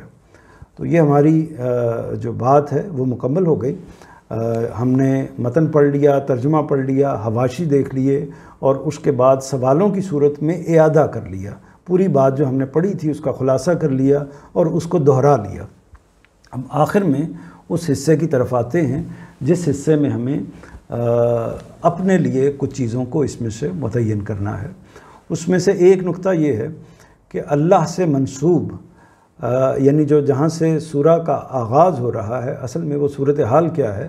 آپ نے یہ دیکھا کہ اللہ تعالیٰ نے ناراضی کا، غصے کا، سرزنش کا اظہار کس چیز پر کیا ہے، اور یہ کوئی معمولی واقعہ نہیں ہے کہ اللہ تعالیٰ کی ہستی اپنی اس طریقے سے اپنے پیغمبر کے ذریعے سے اس سختی کے ساتھ اپنی ناراضی کا اظہار کرے کہ اللہ سے۔ اور وہ معاملہ کیا ہے کہ وہ اللہ تعالیٰ کی کسی بات کا، اللہ تعالیٰ کے کسی اعلان کا، اللہ تعالیٰ کے پیغمبر کی طرف سے آئی ہوئی بات کا مذاق اڑا رہے ہیں۔ تو اس سے ہمیں جو سبق لینا چاہیے وہ یہ لینا چاہیے کہ اللہ سے منسوب کوئی بھی چیز ہے، اللہ کی نسبت سے کوئی بھی چیز آئی ہے، اور کم و بیش ہماری ذات کی چیزیں اور ہمارے خارج کی چیزیں اصل میں اللہ ہی کی نسبت سے ہوتی ہیں، تو کسی چیز کا مذاق اڑانے کی جسارت نہیں کرنی چاہیے۔ اس کو اپنی زندگی کے شب و روز میں اس کو شامل کر لینا چاہیے۔ ہمارا بعض اوقات بعض لوگوں کا یہ روزمرہ ہوتا ہے کہ کسی نہ کسی بات میں مذاق کا پہلو نکالتے ہیں۔ وہ مذاق اس پہلو سے تو ٹھیک ہے کہ جس سے حظ اٹھایا جا سکے، جس سے لطف اٹھایا جا سکے، جس سے ہنسی کھیل کی کوئی صورت پیدا ہو سکے، لیکن اس میں اگر تضحیک ہو، کسی اور کا اللہ کی نسبت سے کسی بات کا مذاق اڑایا جائے، تو یہ ایک بدترین جرم کی صورت اختیار کر لیتا ہے، اور اللہ تعالیٰ اس کو اپنے اوپر ایک طریقے سے اپنا مذاق اڑانے پر محمول فرماتے ہیں۔ تو اس کی طرف جانے کا ہر حال میں خیال نہیں آنا چاہیے۔ اس میں کیا کیا چیزیں ہو سکتی ہیں، اس کی ہم اپنے داخل کے لحاظ سے دیکھیں، اپنے وجود کے لحاظ سے دیکھیں، اپنے خارج کے لحاظ سے دیکھیں تو بے شمار چیزیں ہو سکتی ہیں، کم و بیش ہر چیز ہی اس کے اندر آتی ہے، لیکن چند نمایاں چیزیں ہیں جن کو میں نے متعین کیا ہے۔ مثال کے طور پر ایک چیز ہے اللہ کی خبر۔ اللہ کی خبر ہمارے پاس کس صورت میں موجود ہے؟ وہ قرآن مجید کی صورت میں موجود ہے۔ وہ نبی کریم صلی اللہ علیہ وسلم کے ذریعے سے جو بھی پیغام ہم تک پہنچے ہیں ان صورتوں میں وہ خبریں موجود ہیں۔ تو اس میں بعض اوقات یہ ہوگا کہ ہمیں کوئی بات سمجھ میں نہیں آ رہی ہوگی، ممکن ہے کہ ہم نے پوری طرح غور نہیں کیا، سمجھنے کے لیے جو ضروری ایفرٹ کرنی چاہیے وہ نہیں کی، لیکن سمجھ نہیں آ رہی تو پھر ہم اس آیت کا، اس بات کا یا اس خبر کا مذاق اڑانے کی معاذ اللہ اس طرف چلے جائیں، تو یہ بدترین انسانی رویہ ہے جو کوئی انسان اختیار کرتا ہے۔ اسی طرح اللہ کے فیصلوں کا، تو اللہ تعالیٰ کے فیصلے میری ذات کے حوالے سے بھی روز صادر ہوتے ہیں اور میرے خارج کے حوالے سے بھی روز صادر ہوتے ہیں۔ مثال کے طور پر کووڈ کا جو فیصلہ ہے یہ پروردگار کا فیصلہ ہے، اس سے عبرت حاصل کرنی چاہیے اور اس سے تنبیہ حاصل کرنی چاہیے، یہ ساری چیزیں تو حاصل کرنی چاہیے، لیکن اسی کو ہم مذاق کا ایک ذریعہ بنا لیں یا مذاق اڑانے کا ایک ذریعہ بنا لیں تو یہ ایک غلط طریقہ ہوگا اور اللہ تعالیٰ اس کو پسند نہیں کرے گا۔ تو اللہ تعالیٰ نے جو بھی فیصلے کیے ہیں، اللہ تعالیٰ کے تمام میری ذات سے متعلق، میں نے کن والدین کے ہاں پیدا ہونا ہے، میری شکل صورت کیسی ہے، اسی طرح میرا ملک کون سا ہے، رہائش کیسی ہے، امیر ہونا ہے، غریب ہونا ہے، کتنی زندگی پانی ہے، یہ ساری کی ساری چیزیں، صحت مند ہونا ہے یا معذور ہونا ہے، یہ ساری کی ساری چیزوں کا تعلق اللہ تعالیٰ کے فیصلوں سے ہے۔ اس پر ہم اگر اپنے حوالے سے یا کسی اور کے حوالے سے کوئی تبصرہ کرتے ہیں، کوئی اس طرح کی بات کرتے ہیں جس میں تضحیک کا یا طنز کا، تعریض کا پہلو نکلتا ہے، تو اس سے اپنے آپ کو بچانے کی ہر ممکن کوشش کرنی چاہیے۔ اسی طرح اللہ کی تخلیق کا، اللہ تعالیٰ نے جو مختلف مخلوقات دنیا کے اندر پیدا کیے ہیں، اور خود ہمارے ہاں بھی اللہ تعالیٰ بعض اوقات ایسی چیزیں پیدا کر دیتے ہیں، بعض اوقات انسانوں کے اپنے ہاں ایسے بچے ولادت میں آ جاتے ہیں جن کی جو اس طریقے سے نارمل نہیں ہوتے۔ اسی طرح ہم دیکھتے ہیں کہ بعض چہروں کے بارے میں بعض اوقات لوگ مذاق اڑاتے ہیں، رنگت کے حوالے سے مذاق کو موضوع کا ذریعہ بنا لیا جاتا ہے۔ تو یہ ساری مختلف چیزیں ہیں جن کو اسی طرح اس پہلو سے بھی جو آخری میں نے نقطہ لکھا ہے کہ عنایات، یہ اللہ تعالیٰ کی عنایت ہے کہ کسی کو خوبصورتی دی ہے، یہ اللہ کی عنایت ہے کہ کسی کو اچھا رہن سہن دیا ہے، یہ اللہ کی عنایت ہے کہ کسی کو اعلیٰ علم دیا ہے، یہ اللہ کی عنایت ہے کہ کسی کو بڑی دولت مال اسباب دیے ہیں، یہ ساری کی ساری اللہ کی عنایت ہیں۔ تو ان پر ہم کھڑے ہو جائیں اور فخر اور استکبار کے ساتھ دوسروں کا، جن کو اللہ تعالیٰ نے اپنی کسی آزمائش کی وجہ سے، اپنے کسی فیصلے کی وجہ سے ان نعمتوں سے محروم رکھا ہے، ان کو مذاق کا نشانہ بنانا شروع کر دیں، تو یہ در حقیقت خدا کے فیصلے کا مذاق اڑانے کی بات ہوگی۔ تو اس سے ہمیں ہر حال میں گریز کرنا چاہیے، ہر حال میں بچنا چاہیے، کیونکہ اس پر پھر اللہ تعالیٰ اس بات کو معاف نہیں کر سکتے کہ یہ اصل میں اللہ تعالیٰ کے مقابلے میں کھڑے ہونا، اس کے فیصلے پر اعتراض کرنے کی بات ہوگی۔ دوسرا جو نقطہ ہے وہ یہ ہے کہ اللہ کی ربوبیت کی نشانیوں کو یاد رکھنا چاہیے۔ یہ چند بنیادی نشانیاں اللہ تعالیٰ نے، یہ زمین ہے، ہم اپنے ارد گرد نظر اٹھا کر دیکھیں، ہم سانس لیتے ہیں تو اس کا سبب بھی وہ آکسیجن، وہ جو سانس کا پورا ماحول ہے زندگی کے حوالے سے، ایک سانس ہی ہماری زندگی ایک سانس پر منحصر ہے، تو اس کا بندوبست بھی اس ماحول میں ہے جو اس زمین کے اندر اللہ تعالیٰ نے قائم کر رکھا ہے۔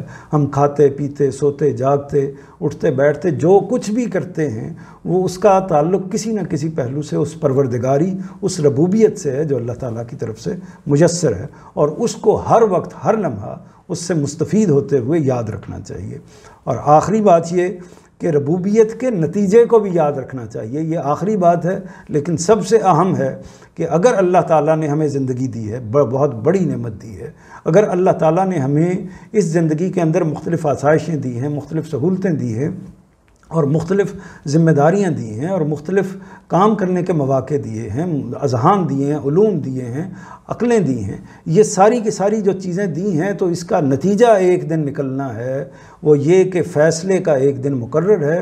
اس میں ایسے نہیں چھوڑ دیا جائے گا، بلکہ پوچھا جائے گا، سوال پوچھا جائے گا کہ آپ کو جو یہ زندگی دی گئی، آپ کو یہ جو آسائشیں، یہ سہولتیں اور یہ چیزیں فراہم کی گئی، آپ نے ان کے معاملے میں کیا رویہ اختیار کیا ہے، اور جو اللہ تعالیٰ نے اس کے پہلو سے جو ہدایات دی تھیں ان کو جانا ہے، ان کو جاننے کی کوشش کی ہے، ان کو سمجھنے کی کوشش کی ہے، اور سمجھنے کے بعد ان پر عمل کرنے کی کس حد تک کوشش کی ہے۔ وآخر دعوانا ان الحمدللہ رب العالمین۔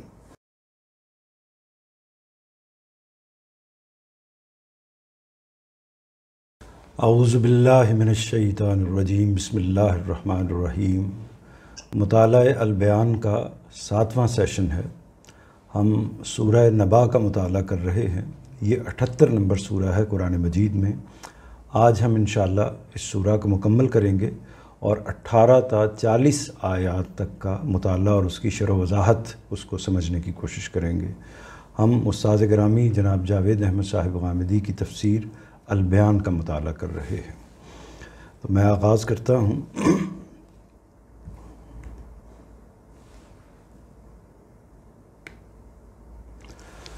اعوذ باللہ من الشیطان الرجیم، بسم اللہ الرحمن الرحیم۔ یوم ینفخ فی الصور فتأتون افواجا وفتحت السماء فکانت ابوابا وسیرت الجبال فکانت سرابا ان جہنم کانت مرصادا للطاغین مآبا لابسین فیہا احقابا۔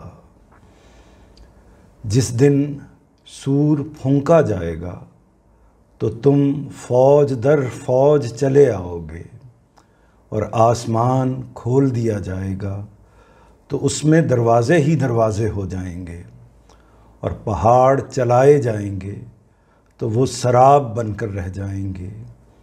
حقیقت یہ ہے کہ جہنم گھات میں ہے، سرکشوں کا ٹھکانہ، اس میں وہ مدتوں پڑے رہیں گے۔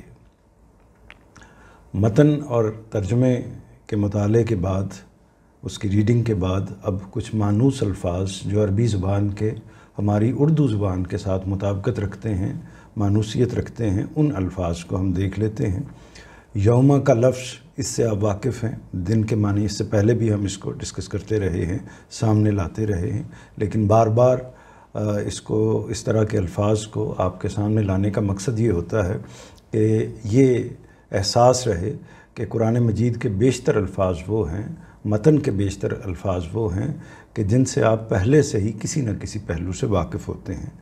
افواجہ کا جو لفظ ہے، یہ ہم فوج کا لفظ ترجمہ بھی یہی کیا ہے، تم فوج در فوج، یعنی گروہ در گروہ ہم اس کو کہہ سکتے ہیں۔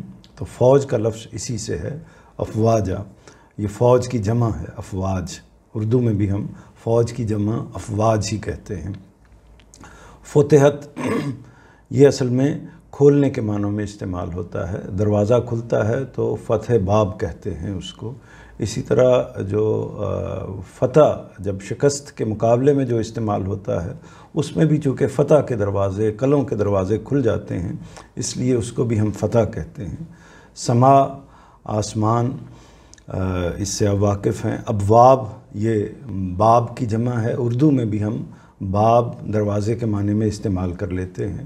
الجبال، جبل کی جمع ہے، پہاڑ کے معنوں میں یہ استعمال ہوتا ہے۔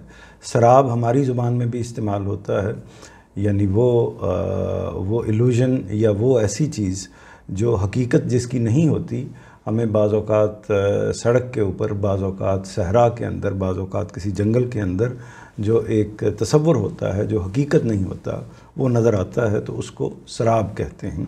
اور مجاز کے معنوں میں بھی یہ سراب کا لفظ استعمال ہوتا ہے ان چیزوں کے لیے جن کی اصل میں کوئی حقیقت نہیں ہوتی، یا وہ ختم ہو جاتے ہیں۔ کوئی حقیقت بھی ہوتی ہے تو وہ پھر ایک طرح سے جیسے سراب بالکل ختم ہو جاتا ہے، ویسے ہی وہ ختم ہو جاتے ہیں۔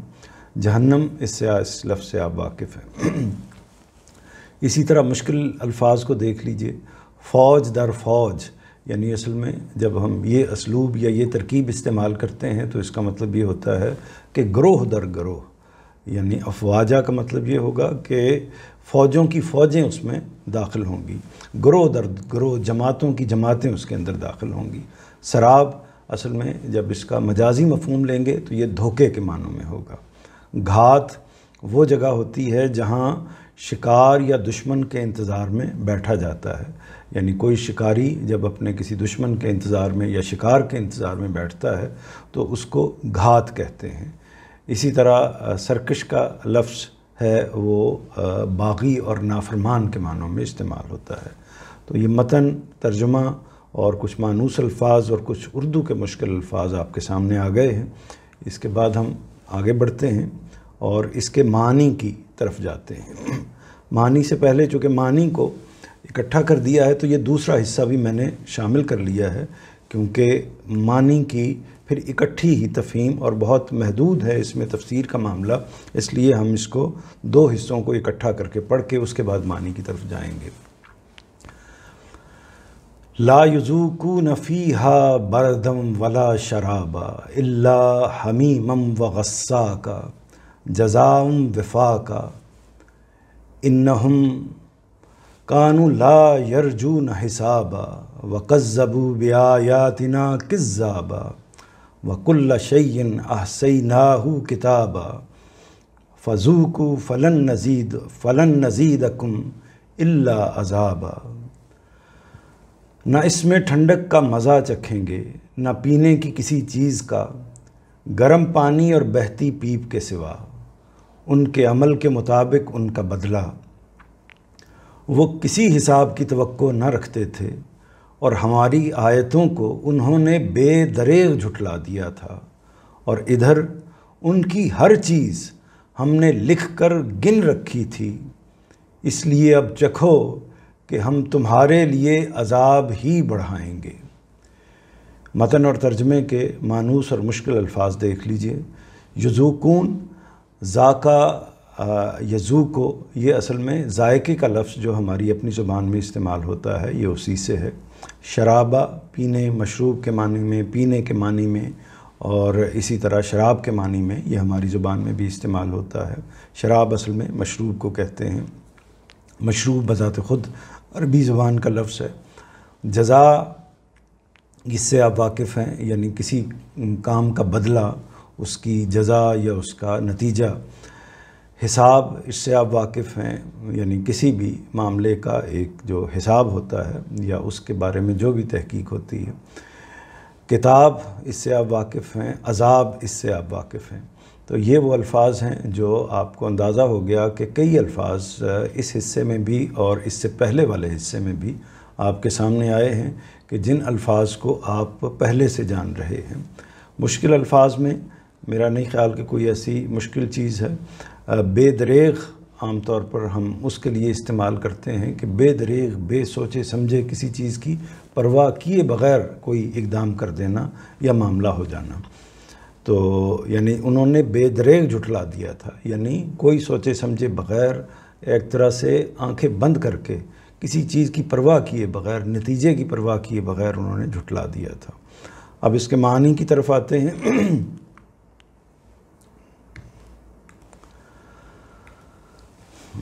میں ترجمہ پہلے پڑھ کے اس کے بعد معنی کی طرف آتا ہوں تاکہ ایک اعادہ بھی ہو جائے، اور اس میں آپ ترجمے کو اس پہلو سے بھی دیکھا کریں کہ جب ہم آخر میں خلاصہ کرتے ہیں تو وہ بالعموم ترجمے اور جو اس کی تشریح ہوتی ہے اسی پر مبنی ہوتا ہے، اور اس کو میں سوالوں کی صورت میں آپ کے سامنے رکھتا ہوں۔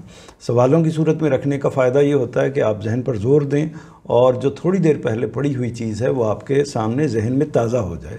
اس طریقے سے یا اس مشق کے ذریعے سے وہ بات نسبتاً زیادہ بہتر طریقے سے آپ کے ذہن میں تازہ رہتی ہے۔ تو اس لیے ترجمے کو جب آپ غور سے سن لیں گے، غور سے پڑھ لیں گے، اور اسی طرح اس کا جو متن اس کا مفہوم ہے، تشریح ہے، حواشی ہیں، ان کو بھی اس پر بھی غور کر لیں گے تو پھر جو آگے کے سوال ہیں وہ آپ کے لیے اعادے کا، دہرائی کا باعث بن جائیں گے۔ جس دن سور پھونکا جائے گا تو تم فوج در فوج چلے آؤ گے، اور آسمان کھول دیا جائے گا تو اس میں دروازے ہی دروازے ہو جائیں گے، اور پہاڑ چلائے جائیں گے وہ سراب بن کر رہ جائیں گے۔ حقیقت یہ ہے کہ جہنم گھات میں ہے، سرکشوں کا ٹھکانہ، یعنی جہنم کے بارے میں کہا گیا ہے کہ وہ گھات میں ہے، آگے اس کی صفت بیان کی گئی ہے۔ حقیقت یہ ہے کہ جہنم گھات میں ہے۔ کون سی جہنم؟ جو سرکشوں کا ٹھکانہ ہے، سرکشوں کا ٹھکانہ۔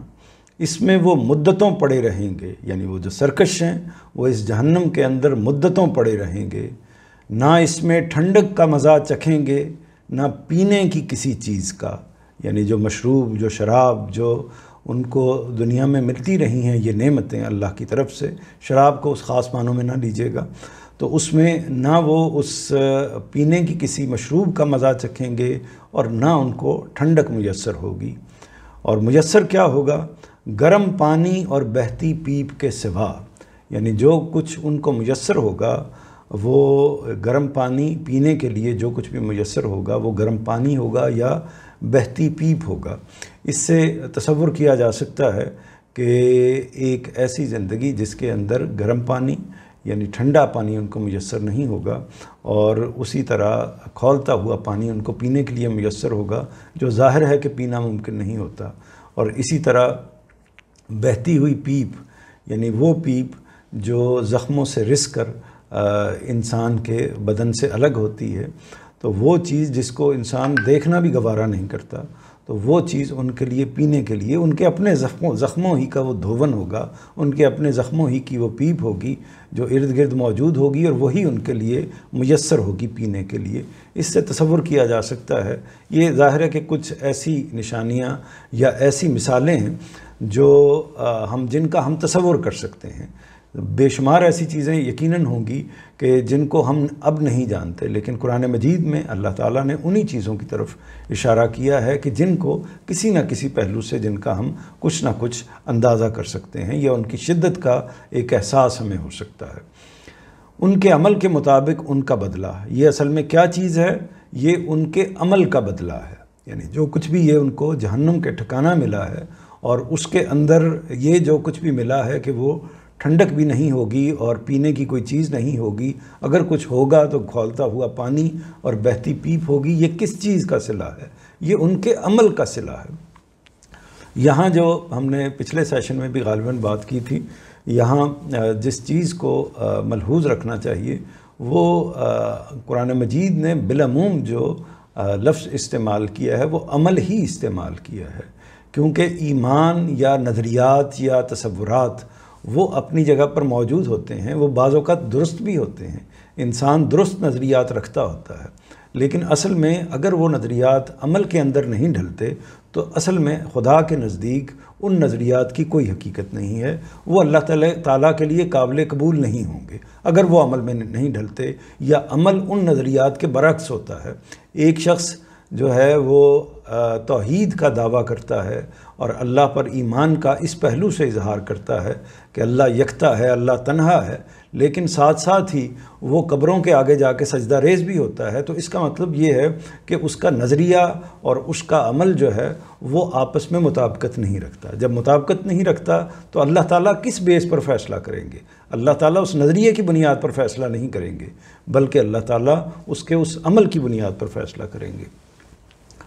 وہ کسی حساب کی توقع نہ رکھتے تھے، یعنی اصل میں معاملہ یہ ہوا کہ یہ کیوں ایسا ان سے ہو سکا، یعنی وہ یہ اس طرح کی چیزوں میں کیوں مبتلا ہوئے، عمل کی غلطیوں میں یا عمل کی کوتاہیوں میں کیوں مبتلا ہوئے، اس کی وجہ یہ ہے، وہ بیان کر دی ہے کہ اصل میں حقیقت یہ ہے کہ وہ کسی حساب کی توقع نہ رکھتے تھے۔ ان کو اگر معلوم ہوتا، فی الواقع معلوم ہوتا کہ یہ معاملہ ہو جانے والا ہے اور ان کے اس عمل کی پاداش میں ان کو جہنم میں لازماً بھیجا جائے گا، تو وہ پھر یقیناً وہ اس جگہ پر نہ کھڑے ہوتے، اور ہماری آیتوں کو انہوں نے بے دریغ جھٹلا دیا تھا، اور ادھر ان کی یعنی کوئی پرواہ ہی نہیں کی۔ اللہ تعالیٰ اس کائنات کا خالق و مالک، ان کا پروردگار، جس ہستی نے ان کو تخلیق کیا ہے، جس کے ایک اذن پر ان کی زندگی ایک لمحے میں ختم ہو سکتی ہے، جس کے اذن ہی سے وہ اپنی زندگی کا ہر لمحہ آگے بڑھاتے ہیں، ان کو جو کچھ ملتا ہے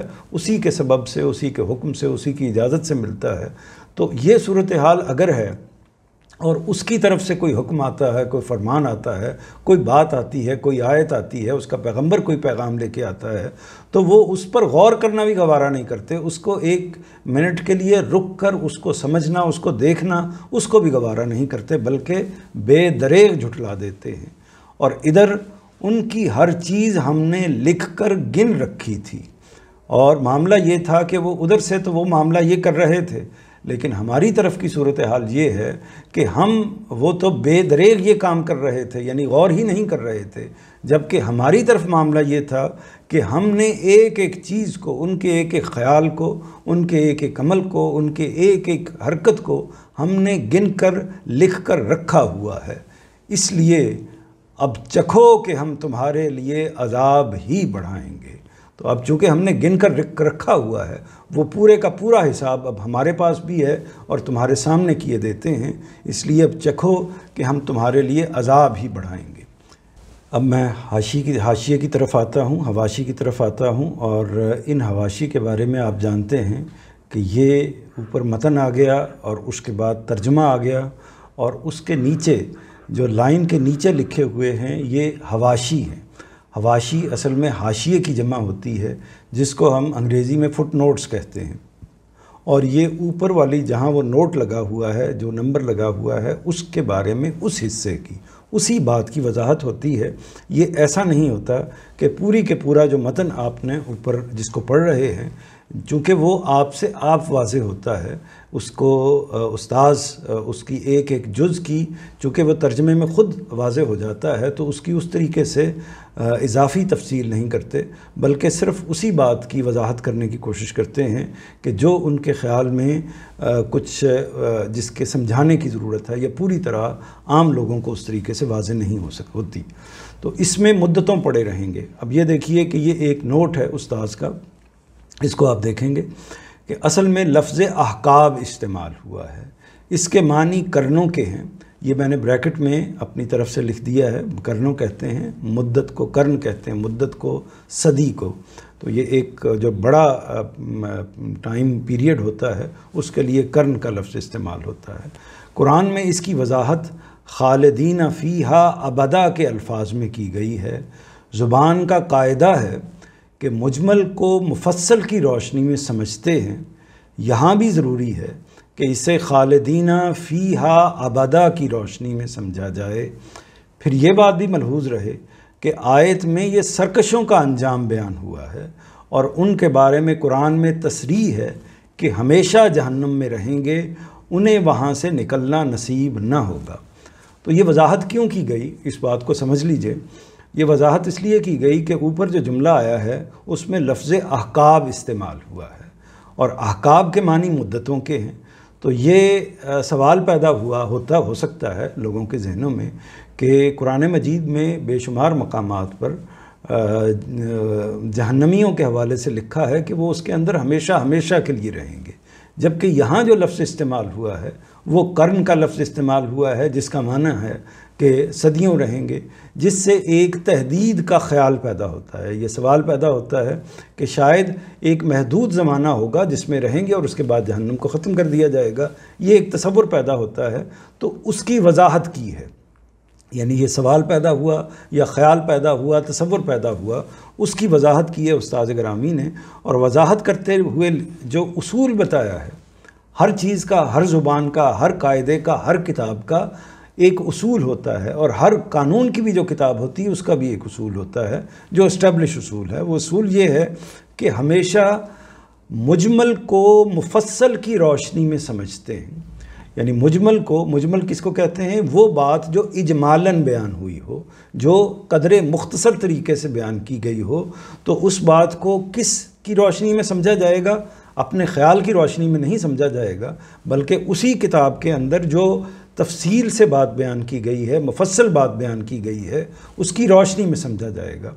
تو جب ہم قرآن مجید کی طرف دیکھتے ہیں تو یہاں تو صرف احقاب کا لفظ استعمال ہوا ہے، جبکہ قرآن مجید میں دوسرے مقامات پر خالدین فیہا ابدا یعنی پوری وضاحت کر دی ہے۔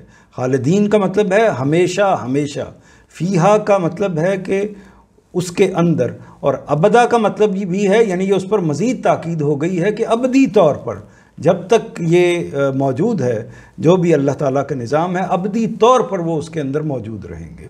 تو یہ اس مفصل نے اس مجمل کو واضح کر دیا، تو اس لیے اس کا معنی یہاں کرنوں یا صدیوں نہیں کرنا چاہیے، یعنی مفہوم لفظاً تو ایسا ہی کہا جائے گا، لیکن جو اس کا مفہوم لیا جائے گا اس سے یہ غلط فہمی پیدا نہیں ہونی چاہیے۔ اس بات کو انہوں نے واضح کر دیا ہے، اور پھر یہ بات بھی ملحوظ رہے کہ آیت میں سرکشوں کا انجام بیان ہوا ہے، اور ان کے بارے میں قرآن میں تصریح ہے کہ ہمیشہ جہنم میں رہیں گے، کہ یہ بھی ایک اور اشکال کی وضاحت ہے۔ ایک اور کی اشکال کی وضاحت اس پہلو سے ہے کہ قرآن مجید سے یہ بات بھی واضح ہوتی ہے کہ جو ایسے لوگ بھی ہوں گے کہ جن کو کچھ سزا دینے کے بعد، کچھ مدت کے لیے سزا دینے کے بعد ان کو جہنم سے نکال لیا جائے گا اور پھر ان کو اجر کی جگہ پر جنت میں بھیج دیا جائے گا۔ یہ بات بھی قرآن مجید سے معلوم ہوتی ہے، یعنی جتنے انہوں نے جرائم کیے ان کے حساب سے یہ متبادر ہوتی ہے، یہ مفہوم ہوتی ہے۔ تو اس حوالے سے یہ خیال یہ پیدا ہوا کہ پھر یہ کیا ہوگا، تو یہاں پر جو معاملہ ہے کہیں کرنوں کا لفظ اس کے لیے، ان کے لیے تو استعمال نہیں ہوا، تو اس کی بھی وضاحت کر دی ہے کہ یہ اصل میں سرکشوں کے لیے استعمال ہوا ہے، اور سرکش وہ ہیں جنہوں نے اللہ کے رسول کی براہ راست نافرمانی کی ہے، ان کا تو ابدی ٹھکانہ جہنم ہے۔ ان کے ساتھ یہ معاملہ نہیں ہو سکتا کہ ان کو کچھ وقت کے لیے جہنم میں چھوڑا جائے اور اس کے بعد نکال لیا جائے۔ تو یہ توضیح تھی جس کو کرنے کے لیے انہوں نے یہ نوٹ لکھا ہے، ورنہ آیات اور جملے آپ واضح تھے۔ آگے جو میں جن کو 41 اور 42 نمبر ہے، یہ اس نوعیت کی چیزیں ہیں جن کو میں، اگر کوئی صاحب پڑھنا چاہیں تو وہ تو ان کو دیکھ سکتے ہیں، لیکن عموماً یہ چونکہ فنی نوعیت کی چیز ہے اور عام فہم نہ ہونے کی وجہ سے اس کی ضرورت نہیں ہوتی کہ ہم اس نشست میں اس کو بیان کر دیں، تو اس لیے میں اس کو صرف مینشن کر دیتا ہوں، اس کی تفصیل نہیں کرتا۔ تو آگے بڑھتے ہیں۔ یہاں تک کے حوالے سے اگر کوئی سوال ہے آپ کے ذہن میں تو آپ پوچھ سکتے ہیں۔ جی سر، جی بھائی آپ پوچھیں پہلے۔ Thank you sir. سوال یہ پوچھنا تھا کہ آپ نے کہا کہ جو نبی پاک صلی اللہ علیہ وسلم کے ساتھ جنہوں نے یا اللہ کے پیغمبر کے ساتھ جنہوں نے سرکشی کی وہ اس میں مدعو رہیں گے، تو آج کے دور میں جو لوگ جیسے نبی پر، آخری پیغمبر پر ایمان نہیں لائے، تو کیا وہ بھی سرکشی میں آئے گا؟ دیکھیے، یہ ہم پہلے بھی اس کو ڈسکس کر چکے ہوئے ہیں، اس بات کو بہت اچھے طریقے سے سمجھ لینا چاہیے۔ سوال یہ پیدا ہوتا ہے کہ کیا موجودہ زمانے میں لوگ جو کھڑے ہوئے اور نبی کریم صلی اللہ علیہ وسلم کے زمانے میں جو لوگ موجود تھے ان میں فرق کیا ہے؟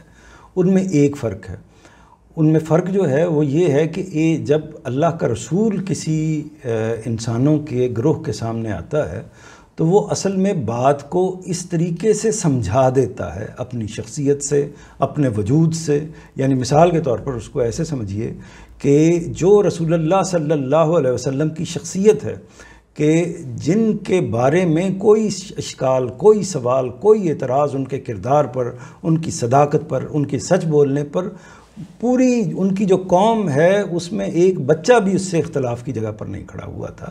اس طرح کی، یہ ہماری دنیا میں اس طرح کی کوئی شخصیت نہیں ہوتی کہ جس پر اس طرح کا اتفاق پایا جائے۔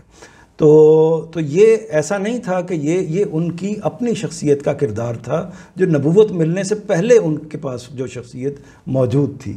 تو اس شخصیت کے ساتھ وہ کھڑے ہوئے، پھر جس سطح پر انہوں نے گفتگو کی، جس طریقے سے بات کو مؤثر طریقے سے بیان کیا، اور پھر اللہ تعالیٰ کی آیات جس طریقے سے ان کے ساتھ وابستہ ہوئیں، جس طریقے سے رسول اللہ نے چیلنج کیا اور پھر اس کے بعد ان کو غلبہ بھی حاصل ہوا، یہ ساری چیزیں عام انسانوں کے ساتھ حاصل نہیں ہوتی، ان کے ساتھ وابستہ نہیں ہوتی۔ تو اس لیے یہ ایک بڑا فرق ہے، اور یہ فرق جو ہے وہ خود نبیوں اور رسولوں کے درمیان بھی ہوتا ہے۔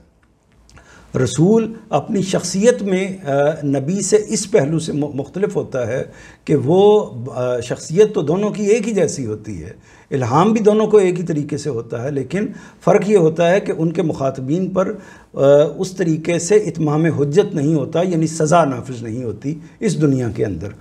تو اب آ جائیے اس دنیا کی طرف۔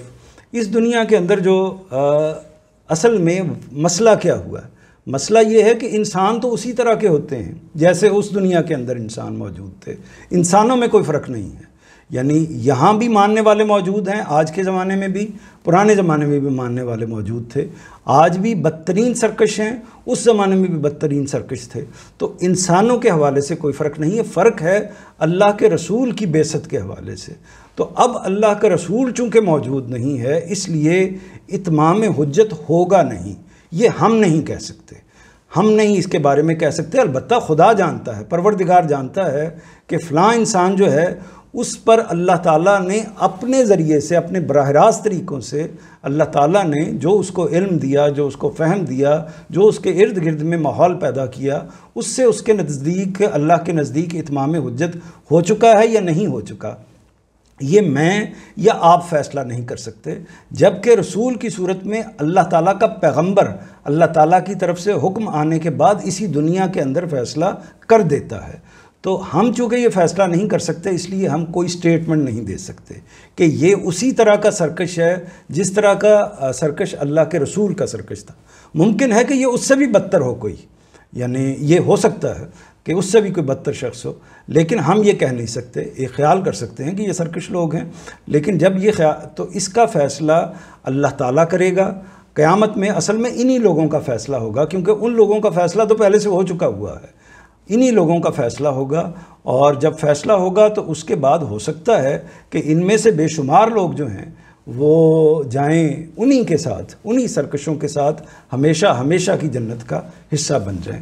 تو یہ ایک اصل میں رسول کا فرق ہے، انسانوں کا فرق نہیں ہے، اور سرکش یہاں بھی اسی طریقے سے موجود ہیں، لیکن ان کا فیصلہ ہم نہیں کر سکتے، یہ ہمیں معلوم نہیں ہو سکتا۔ یہ میں سمجھا سکا یا واضح کر سکا بات کو؟ جی اور صاحب کا کوئی اور سوال بھی تھا شاید؟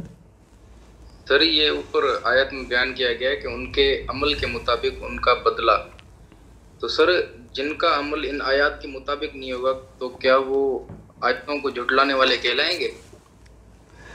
یہاں ایک تو ان کے عمل کے مطابق ان کا بدلہ جو دیا جا رہا ہے، تو ظاہر ہے کہ اللہ تعالیٰ نے عمل کی، ایک تو انسان کو وہ ساری باتیں بتا دی ہوئی ہیں کہ جو عمل کی باتیں ہیں، کیسے بتائی ہوئی ہیں؟ یہ آپ کو اللہ تعالیٰ نے جب اس دنیا میں بھیجا ہے تو وہ باتیں بتا کر بھیجا ہے، وہ ساری باتیں آپ کو معلوم ہیں عمل کی جو آپ نے کرنی ہیں۔ یعنی مثال کے طور پر یہ آپ کو پہلے سے معلوم ہے کہ دیانتداری کا مظاہرہ کرنا ہے، یہ آپ کو پہلے سے معلوم ہے کسی کے ساتھ ظلم اور زیادتی نہیں کرنی، یہ آپ کو پہلے سے معلوم ہے کہ بددیانتی، جھوٹ، دھوکہ دہی، اس طرح کے معاملات نہیں کرنے۔ تو اس طرح کی بے شمار چیزیں جو ہیں، کسی کے ساتھ ظلم نہیں کرنا، کسی کو بے موت مارنا نہیں ہے، کسی کا مال نہیں چرانا، یہ ساری چیزیں جو ہیں، یہ ایسا نہیں ہے کہ قرآن مجید نے پہلی مرتبہ بتائی ہیں، یہ وہ چیزیں ہیں جو اللہ تعالیٰ نے آپ کی فطرت میں آپ کو دے کر بھیجا ہوا ہے۔ یہی وجہ ہے کہ جن کے ہاں قرآن مجید نہیں بھی آتا، جن کے ہاں مذہب اس طریقے سے کھڑا نہیں بھی ہوتا، وہ بھی ان چیزوں کو پوری طرح تسلیم کر رہے ہوتے ہیں، اور خود جو یہ جرم کر رہے ہوتے ہیں وہ بھی اس بات کو تسلیم کر رہے ہوتے ہیں کہ بات تو یہی ٹھیک ہے، لیکن فلاں وجہ سے وہ اس جرم میں مبتلا ہو جاتے ہیں۔ تو ایک تو یہ بات ہو گئی کہ اللہ تعالیٰ نے یہ انتظام کیا ہوا ہے، پھر اللہ تعالیٰ نے اپنے پیغمبروں کے ذریعے سے اہتمام کیا ہے، پھر اللہ تعالیٰ نے اپنی کتابوں کے ذریعے سے انہی باتوں کو مزید کھول کر بیان کر دیا ہے۔ اس میں شریعت کے کچھ اجزاء بھی آ گئے ہیں کہ مثلا یہ اللہ تعالیٰ کا حق ہے، ہمارا فرض ہے کہ ہم پروردگار جس نے ہمارے اوپر اتنا رحم کیا، فضل کیا، اس کے اعتراف میں اللہ تعالیٰ کی عبادت کریں، اور عبادت کا جذبہ اللہ تعالیٰ نے ہمارے اندر رکھا ہوا ہے، لیکن ہم کیسے کریں عبادت؟ سجدہ کریں، رکوع کریں، سیدھے کھڑے ہو جائیں، کیا طریقہ اختیار کریں عبادت کا؟ تو یہ پیغمبر بتا دیتے ہیں اس طریقے کو کہ وہ، اور اس میں مختلف شریعتوں میں کچھ نہ کچھ اس میں فرق بھی ہو جاتا ہے، تو یہ پیغمبروں کی طرف سے ایک طریقے سے یہ ساری چیز جس کو ہم شریعت کہتے ہیں، اور ہم اللہ تعالیٰ کے اور کسی حکم کو بجا لانے کے لیے کیا کام کریں، تو اس طرح شریعت کے اندر کچھ چیزیں ہوتی ہیں جو پیغمبر بتا دیتے ہیں، اور وہ بھی پوری کی پوری طرح ہمارے پاس موجود ہوتی ہیں، اگر نہیں بھی ہوتی تو ان کو دریافت کیا جا سکتا ہے، جانا جا سکتا ہے۔ پھر ایک اور اہتمام کرتا ہے اللہ تعالیٰ تکوینی طور پر ہی کہنا چاہیے کہ انسانوں کے اندر سے اہل علم پیدا کر دیتا ہے. اہل علم پیدا کرتا ہے کہ جو اس کی رہنمائی کرتے ہیں، جو ہدایت کے حوالے سے اس کی رہنمائی کرتے ہیں، اس کو بتاتے ہیں، کوئی بات اس کو سمجھ میں نہیں آ رہی ہوتی، اس کے لیے اس کے ارد گرد میں انتظام کر دیتے ہیں. کبھی وہ استاد ہوتا ہے، کبھی وہ باپ ہوتا ہے، کبھی وہ والدین ہوتے ہیں، کبھی وہ اس کا ماحول ہوتا ہے. تو اللہ تعالیٰ اس انسان کے ارد گرد وہ سارا انتظام کر دیتے ہیں کہ وہ پھر اس کو جواب دہ ہونا پڑتا ہے. اس کو معلوم ہو جاتا ہے کہ کون سا عمل ٹھیک ہے اور کون سا عمل غلط ہے. اس کا خارج بھی اس کی گواہی دے رہا ہوتا ہے اور اس کا داخل بھی اس کی گواہی دے رہا ہوتا ہے. جب یہ واقعہ ہوتا ہے تو اس کے بعد پھر اس کا حساب ہوتا ہے. اس حساب میں اگر اس کو کوئی گنجائش بنتی ہے اس کی تو اللہ تعالیٰ اس کو گنجائش دیں گے، اور اگر گنجائش نہیں بنتی تو اس کے لحاظ سے اس کو اس کا جو جزا ہے یا سزا ہے وہ اس کو ملے گی. جی، یہ جس طرف آپ نے بات کہی تھی میں نے اسی طرف بات کی ہے، یہ کہیں مختلف بات کر دی ہے؟ جی ہاں سر، کلیئر ہو گیا، جزاک اللہ. جی آگے بڑھتے ہیں.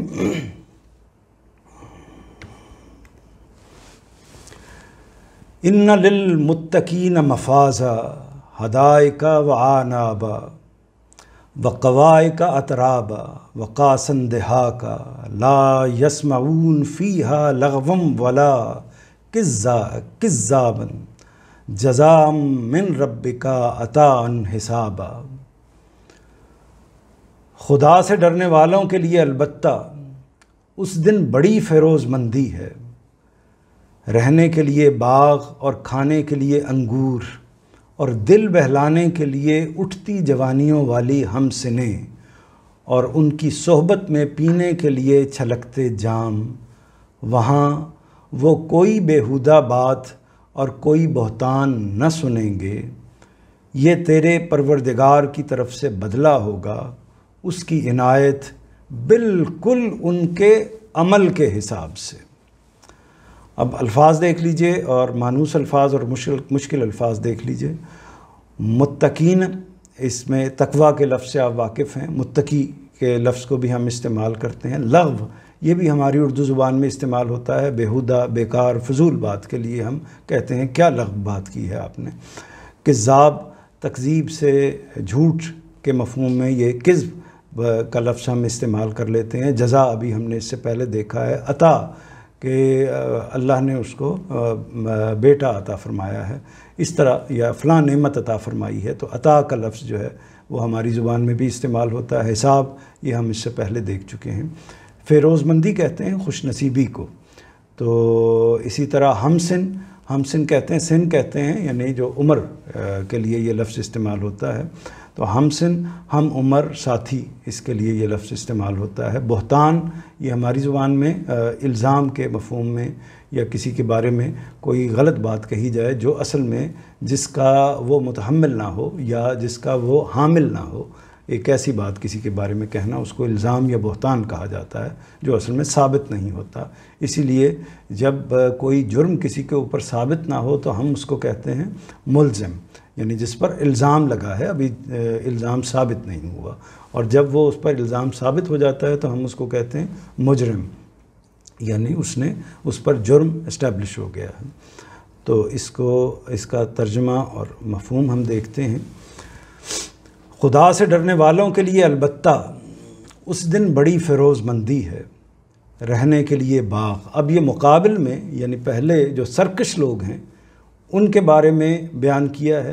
اب جو ان کے مقابل میں وہ لوگ ہیں، اب یہ دیکھیے کہ دو لفظوں میں فیصلہ کر دیا اللہ تعالیٰ نے کہ ایک طرف کون لوگ ہیں جو اللہ سے ڈرنے والے نہیں ہیں، اللہ کا انکار کرنے والے ہیں، اللہ کے رسول کا انکار کرنے والے ہیں، یعنی سرکش ہیں، نافرمانی کرنے والے ہیں.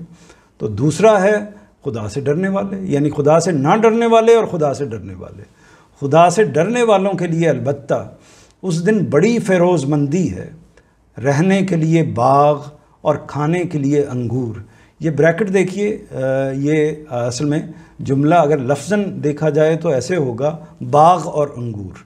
تو باغ اور انگور میں یہ انڈرسٹوڈ بات ہے کہ باغ جو ہے وہ اتنی خوبصورت باغ جیسی جگہیں اصل میں رہنے کے لیے ہیں یا انجوائے کرنے کے لیے ہیں، اور کھانے کے لیے کیا چیز ہے؟ ان کے لیے تو کھولتا پانی اور بہتی پیپ ہے، ان کے لیے کیا ہے؟ یہ انگور ہیں ان کے لیے کھانے کے لیے، جو ظاہر ہے کہ وہاں عرب کے تناظر میں ہر زمانے میں انگور ایک بہترین پھل ہے، لیکن عرب کے تناظر میں یہ ایک بہت ہی زبردست پھل تصور کیا جاتا تھا، اور اس سے لوگ بہت اس کو پسند کرتے تھے۔ اور دل بہلانے کے لیے، اور تیسری جو چیز یہاں بیان کی ہے، اٹھتی جوانیوں والی ہمسنیں، اور دل بہلانے کے لیے اٹھتی جوانیوں والی ہمسنیں اور ان کی صحبت میں۔ اب یہ دیکھیے بریکٹ جو کھولے جا رہے ہیں، اس سے آپ کو واضح ہوگا کہ بریکٹ ایسا نہیں ہوتا، یعنی بریکٹ کے اندر جو جملے لکھے ہوئے ہیں یہ اصل متن کا لفظاً حصہ نہیں ہے، لیکن آپ ان کو دیکھ کے اندازہ کر لیں گے کہ یہ اصل میں اس کے اندر انڈرسٹوڈ ہیں، یہ ان کے اندر آپ سے آپ موجود ہیں۔ عربی زبان کے اندر اس طرح کے الفاظ کو لکھنے کی ضرورت نہیں ہوتی۔ عربی زبان یا جو بڑی ادبی اسلوب ہوتا ہے تو اس میں اس کو اتنی ڈیٹیل سے کھولنے کی ضرورت نہیں ہوتی، لیکن ہم چونکہ اس سے واقف نہیں ہوتے تو اس لیے جو اچھے مترجمین ہیں وہ بات کو سمجھانے کے لیے ان محذوفات کو یا ان انڈرسٹوڈ چیزوں کو وہ بریکٹس کی صورت میں بیان کر دیتے ہیں۔ دل بہلانے کے لیے اٹھتی جوانیوں والی ہمسنیں اور ان کی صحبت میں پینے کے لیے چھلکتے جام، وہاں وہ کوئی بیہودہ بات اور کوئی بہتان نہ سنیں گے، یہ تیرے پروردگار۔ یہ دیکھیے کہ ساتھ ہی واضح کر دیا، یعنی اٹھتی جوانیوں والی ہمسنیں کی بات آ گئی اور اس کے ساتھ ان کی صحبت میں پینے کے لیے چھلکتے جام آ گئے، لیکن خیال کسی اور طرف جانے لگا انسان کا تو واضح کر دیا کہ وہاں کوئی بیہودہ بات نہیں ہوگی اور کوئی بہتان نہ سنیں گے، یہ تیرے پروردگار کی طرف سے بدلہ ہوگا اس عنایت کا بالکل ان کے عمل کے حساب سے۔ یعنی پہلے ان کے عمل کے حساب سے ان کو وہ سزا دی گئی ہے، اور یہاں بھی اصل میں ان کے عمل کے حساب سے ہی ہوگا، یعنی جن کا عمل جتنا بہتر ہوگا ان کا انعام بھی اتنا ہی بہتر ہوگا۔ یہاں جو نوٹ ہے اس کو دیکھ لیجئے، ہمسنی کا ذکر اس لیے ہوا ہے کہ استاذ امام کے الفاظ میں، استاذ امام امین حسن اصلاحی کے الفاظ میں یہ آپس کی بے تکلفی، دلچسپی اور ہم ترہی کا مطلب ہوتا ہے ایک دوسرے کی طرح کا ہونا، ترہی طرح سے ہے، اور ہم ترہی یعنی ایک جیسا ہونا، ایک دوسرے کی طرح کا ہونا، وہ ہم مذاقی ایک دوسرے جیسا ذوق اور رجحان ہونا۔ مذاق کا لفظ ایک تو اس مذاق میں استعمال ہوتا ہے جسے ہم عام استعمال کرتے ہیں، لیکن مذاق ذوق کو بھی کہتے ہیں، جو انسان کی جو اس کی شخصیت کے مزاج کی جو اعلیٰ صفات ہوتی ہیں، جس کے لیے ہم یعنی اس انسان کا بڑا اچھا ذوق ہے، اس کا پہننے کا بڑا اچھا ذوق ہے، اس کے لیے ہم اس کا کھانے کا بڑا اچھا ذوق ہے، اس کے لیے ہم یہ بھی استعمال کر سکتے ہیں کہ اس کے پہننے کا بڑا اچھا مذاق ہے، اس کے کھانے کا بہت اچھا مذاق ہے۔ یہ دونوں بالکل ٹھیک اسالیب ہوں گے کے لیے ایک ضروری چیز ہے۔ یہاں میں نے جو انہوں نے جس نوٹ کا حوالہ دیا ہے مولانا اصلاحی کے، وہ نوٹ بھی میں نے لکھ دیا ہے، وہ واضح کرتے ہیں کہ وقوائبہ اترابہ، یہ حوروں کا ذکر ہے، ان کی تعریف میں فرمایا ہے کہ یہ اٹھتی ہوئی جوانیوں والی اور باہم دیگر بالکل ہم سن ہوں گی۔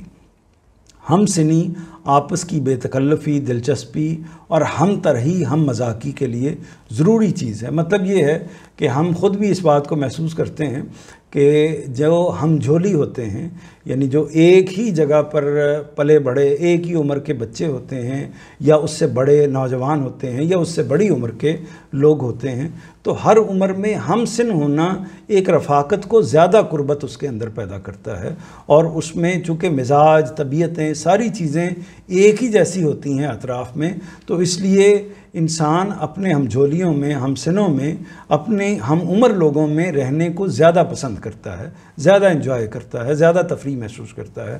تو اس لیے وہ اس کا یہ پہلو جو ہے وہ انسان کی اس نفسیات کو جس پر اللہ تعالیٰ نے انسان کو بنایا ہے اس کو ملحوظ رکھتے ہوئے اس کے اس پہلو کو بھی بیان کر دیا ہے۔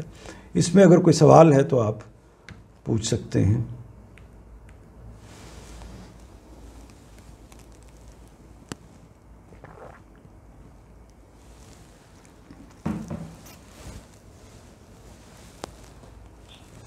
جی سوال نہیں ہے، میرا خیال ہے کہ آگے بڑھتے ہیں. جی بس 20 منٹ ہیں جی ہمارے پاس. جی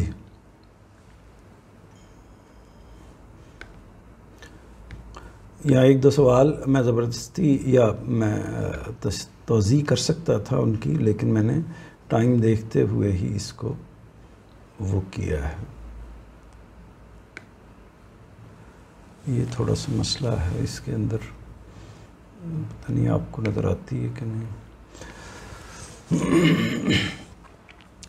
رب السماوات والارض وما بینہما الرحمن لا یملکون منہ خطابا یوم یقوم الروح والملائکۃ صفا لا یتکلمون الا من اذن لہ الرحمن وقال صوابا. زمین اور آسمانوں اور ان کے درمیان کی ہر چیز کے پروردگار خدائے رحمان کی طرف سے کسی کو یارا نہیں کہ اس کی طرف سے کوئی بات کرے، کسی کو یارا نہیں کہ اس کی طرف سے کوئی بات کرے. زمین اور آسمانوں اور ان کے درمیان کی ہر چیز کے پروردگار خدائے رحمان کی طرف سے کسی کو یارا نہیں کہ اس کی طرف سے کوئی بات کرے. یہ میں نے بار بار سٹریس سے اس لیے کہا کہ ہم لوگ جو ہیں وہ یہ بہت ہمیشہ تصرف کرتے ہیں جس کو اللہ پر جھوٹ ماننا کہتے ہیں. وہ یہ بات کرتے ہیں کہ اپنی جانب سے، اپنے خیال سے، اپنے تصور سے کوئی بات کر رہے ہوتے ہیں اور اس کو اللہ کی جانب منسوب کر رہے ہوتے ہیں. ہمیں معلوم ہی نہیں ہوتا کہ وہ اللہ کی بات ہے یا نہیں، اور اس کو اللہ سے منسوب کر کے اپنی کسی دکانداری کو چمکانے کے لیے، اپنی کسی بات کو منوانے کے لیے یہ طریقہ اختیار کرتے ہیں. تو یہ کسی کو حق حاصل نہیں ہے، خواہ وہ اللہ کا فرشتہ ہے، خواہ وہ اللہ کا پیغمبر ہے، خواہ وہ اللہ کا برگزیدہ نبی ہے، کوئی بھی ہے، کسی کو یہ یارہ نہیں ہے، کسی کو یہ حق حاصل نہیں ہے. اس دن جب فرشتے اور جبریل امین سب اس کے حضور میں صف بستہ کھڑے ہوں گے، اس دن جب وہی بولیں گے جنہیں رحمان اجازت دے اور وہ صحیح بات کہیں گے. سماوات، اس سے آپ واقف ہیں، سما کی جمع ہے. بینہ درمیان کے معنوں میں استعمال ہوتا ہے. اس کے بین ہم نے یہ کیا ہے، اس کے درمیان ہم نے یہ کیا ہے. اردو میں ہم اس کو استعمال کرتے ہیں. روح کے لفظ اس سے ہم واقف ہیں، لیکن روح کا لفظ یہاں جہاں جو ہم جس معنوں میں ہم روح کا لفظ بولتے ہیں، یعنی اللہ کی پھونک کے معنوں میں، اس معنوں میں یہ قرآن مجید میں بھی استعمال ہوا ہے، لیکن اس کے ساتھ ساتھ حضرت جبریل امین کے لیے بھی یہ لفظ روح کا استعمال ہوا ہے. تو یہاں جبریل امین مراد ہیں. ثواب، اس سے آپ واقف ہیں، یعنی جو عذاب کے مقابل میں جو ہے، لیکن اس کو اس کے یہ وہ ثواب نہیں، وہ سے ہے. یہ وہ ثواب ہے جو ہم صحیح بات کے بارے میں کہہ رہے ہوتے ہیں کہ اس کا قول صائب ہے، یہ صحیح بات کہہ رہا ہے، وہ سواد سے ہوتا ہے. یارہ، جیسا کہ میں نے کہا کہ کسی کو جرت نہیں ہوگی، کسی کو طاقت نہیں ہوگی کہ وہ اللہ کے حضور میں کوئی بات کرے، اللہ یہ کہ اللہ خود اس کو اجازت دیں. صف بستہ کھڑے ہونا یعنی صف باندھ کر کھڑے ہونا. قطار، صف اصل میں کہتے ہیں قطار باندھ کر کھڑے ہونا، اس کو کہتے ہیں صف بستہ کھڑے ہونا. اب اس کا مفہوم دیکھ لیتے ہیں.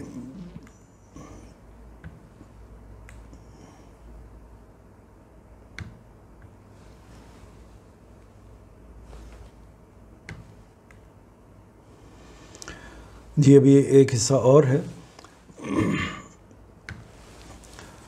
ذالک الیوم الحق فمن شاء اتخذ الی ربہ مآبا انا انذرناکم عذابا قریبا یوم ینظر المرء ما قدمت یداہ ویقول الکافر یا لیتنی کنت ترابا. یہ دن شدنی ہے، اس لیے اب جو چاہے اپنے پروردگار کی طرف ٹھکانہ بنا لے. یہ دن شدنی ہے یعنی یہ دن واقع ہو کر رہنے والا ہے، جس کو ہم پنجابی میں کہتے ہیں ہونی. یہ دن ہونی ہے، یہ دن شدنی ہے، اس لیے اب جو چاہے اپنے پروردگار کی طرف ٹھکانہ بنا لے. ہم نے تمہیں اس عذاب سے آگاہ کر دیا ہے جو قریب آ لگا ہے. اس دن جب آدمی وہ سب کچھ دیکھ لے گا جو اس کے ہاتھوں نے آگے بھیجا ہے، یعنی اپنے عمل کے تمام مظاہر کو وہ دیکھ لے گا۔ اس دن جب آدمی وہ سب کچھ دیکھ لے گا جو اس کے ہاتھوں نے آگے بھیجا ہے، اور یہ اختتام ہوا ہے سورہ کا، اور منکر پکارے گا، یعنی جس نے انکار کیا ہے، جو کافر ہے وہ پکارے گا۔ کیا پکارے گا؟ اے کاش میں مٹی ہوتا، یعنی میری کوئی حیثیت ہی نہ ہوتی، میں پیدا ہی نہ ہوا ہوتا، میں اسی طرح مٹی ہوتا جس طرح دنیا میں مٹی موجود ہے، میری تخلیق ہی نہ ہوئی ہوتی۔ تو اس جگہ پر وہ کھڑا ہو کے کہے گا کہ اے کاش میں تراب ہوتا، میں مٹی ہوتا۔ تو اس کا جو مفہوم ہے اس کو دیکھتے ہیں۔ زمین اور آسمانوں اور ان کے درمیان کی ہر چیز کے پروردگار خدائے رحمان کی طرف سے کسی کو یارہ نہیں کہ اس کی طرف سے کوئی بات کرے۔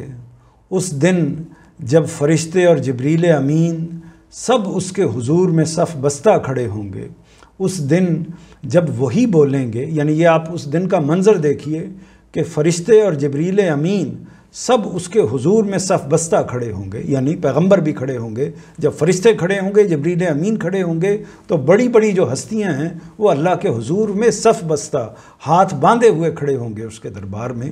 اور جبریل امین کے بارے میں آپ جانتے ہیں کہ نبی کریم صلی اللہ علیہ وسلم نے ان کو براہ راست دیکھا ہے، یعنی ان کی اصل صورت میں دیکھا ہے، اور قرآن مجید نے اس کو بیان بھی کیا ہے۔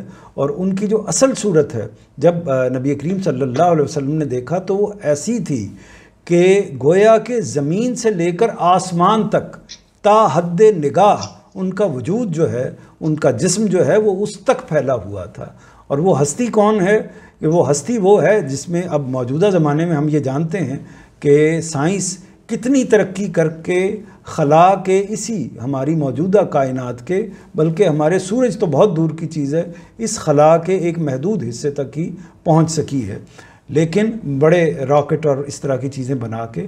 لیکن جبریل امین کا معاملہ یہ ہے کہ وہ زمین سے پر عرش تک کا سفر کرتے ہیں، یعنی کائنات سے بہت باہر جا کر، 7 آسمانوں میں سے گزر کر، اس کائنات جیسی کئی کائناتوں میں سے گزر کر وہ پروردگار کے حضور میں جاتے ہیں۔ اور یہ سفر جو ہے یہ پلک جھپکتے میں ہوتا ہے، یعنی بہت محدود ٹائم کے اندر ہوتا ہے۔ یہ قوت ہے جبریل امین کی، اور وہ ہیں جو لے کے آتے ہیں، ان کو اللہ تعالیٰ نے غیر معمولی قوتوں سے نوازا ہے، جو وہی لے کے آتے ہیں، اور ان پر کوئی تصرف نہیں کر سکتا، اس وہی کو کوئی دبوچ نہیں سکتا، اس پر کوئی طاقت نہیں کر سکتا، کیونکہ وہ اللہ تعالیٰ کا کلام لے کر آتے ہیں انبیاء کے پاس۔ تو وہ ہستی جو ہے، یعنی یہ صرف میں بتانا چاہ رہا ہوں کہ صورتحال کیا ہوگی کہ حضرت جبریل امین اور باقی تمام فرشتے جو مختلف امور پر مامور ہیں، وہ فرشتے اللہ کے حضور صف بستہ کھڑے ہوں گے، اور اسی طرح پیغمبر بھی کھڑے ہوں گے، سب بڑی ہستیاں کھڑی ہوں گی۔ اس دن صورتحال یہ ہوگی، معاملہ یہ ہوگا کہ وہی بولیں گے، کسی کو ہمت نہیں ہوگی بولنے کی، وہی بولیں گے جن کو اللہ اجازت دے گا۔ اور یہ دن شدنی ہے، یعنی یہ دن واقع ہو کر رہنے والا ہے، اس لیے اب جو چاہے اپنے پروردگار کی طرف ٹھکانہ بنا لے۔ ہم نے تمہیں اس عذاب سے آگاہ کر دیا ہے جو قریب آ لگا ہے۔ اس دن جب آدمی وہ سب کچھ دیکھ لے گا جو اس کے ہاتھوں نے آگے بھیجا، اور منکر پکارے گا کہ اے کاش میں مٹی ہوتا۔ یہاں اب حواشی دیکھ لیتے ہیں۔ جنہیں رحمان اجازت دے اور وہ صحیح بات کہیں، یہ 44 نمبر ہے۔ یہ ان لوگوں کو توجہ دلائی ہے جو اس خبط میں مبتلا تھے۔ خبط کہتے ہیں، یہ ہم عام استعمال کرتے ہیں، مغالطے میں، خام خیالی میں، غلط فہمی میں، جو اس خبط میں مبتلا تھے کہ ان کے دیوی دیوتا جو چاہیں گے ناز و تدلل سے منوا لیں گے، یعنی ناز نخرے کے ساتھ وہ ساری بات، چونکہ وہ اللہ تعالیٰ کے چہیتے ہیں، یہ ان کا خیال یہ تھا کہ جو فرشتے ہیں وہ اصل میں اللہ تعالیٰ کی بیٹیاں ہیں، اور اس اعتبار سے اللہ تعالیٰ کے چہیتے ہیں۔ جب وہ اللہ تعالیٰ کے چہیتے ہیں تو اپنی خاص ناز سے، اپنے خاص ادا سے وہ کہیں گے کہ یہ تو لوگ ہمیں ہماری پرستش کرتے رہے ہیں، اس لیے یہ ہمارے پیارے ہیں۔ یا اسی طرح اولیاء اللہ کے بارے میں بھی لوگوں کا یہی تصور ہے، پیغمبروں کے بارے میں بھی بعض اوقات لوگوں کا یہی تصور ہوتا ہے کہ یہ چونکہ ہم ان کی پرستش کرتے ہیں، ان کو نظر نیاز دیتے ہیں، ان کے نذرانے پیش کرتے ہیں، ان کی خدمت کرتے ہیں، ہم کرتے ہیں، تو اس کا نتیجہ یہ نکلے گا کہ جب اس طرح کا موقع، اول تو شاید آئے گا ہی نہیں، اور اگر آئے گا بھی تو یہ ہمیں اس موقع پر بچا لیں لیں گے اور اللہ تعالیٰ کے ساتھ اپنے ریلیشن کی بنیاد پر یہ سفارش کریں گے اور اس کے نتیجے میں ہمیں پار لگا دیں گے، جس کو ہم اپنی زبان میں استعمال کرتے ہیں۔ تو یہ اس میں واضح ہو گئی یہ بات کہ اصل میں اللہ تعالیٰ کی اجازت ہی ہوگی اگر کوئی بولے گا، ورنہ کسی کو بولنے کی اس دن ہمت نہیں ہوگی۔ اور اس کے بعد جو فرمایا ہے کہ اچھا میں یہ اس کو دیکھ رہا تھا، اہل عرب، یہ اسی بات کی وضاحت کی ہے، اہل عرب بالخصوص فرشتوں کو خدا کی بیٹیاں سمجھ کر پوجتے اور ان کے بارے میں یہی اعتقاد رکھتے تھے، یعنی یہ کہ وہ ان کو بچا لیں گے۔ فرمایا ہے کہ یہ محض طمع خام ہے، طمع خام یعنی فضول لالچ ہے، بیکار کی لالچ ہے، کوئی اس کی حقیقت نہیں ہے، یہ محض طمع خام ہے، وہاں کسی کے لیے کوئی بات کہنے کا یارہ نہ ہوگا، یعنی کسی کو کوئی مجال نہیں ہوگی، کسی کی کوئی ہمت نہیں ہوگی، الا یہ صرف وہی بات کر سکیں گے جنہیں خدائے رحمان اجازت دیں گے۔ اور یہی وہ موقع ہوگا کہ جب اللہ تعالیٰ نبی کریم صلی اللہ علیہ وسلم سے ارشاد فرمائیں گے، یہ بھی روایتوں میں بھی موجود ہے یہ بات، کہ آپ کیا فرماتے ہیں؟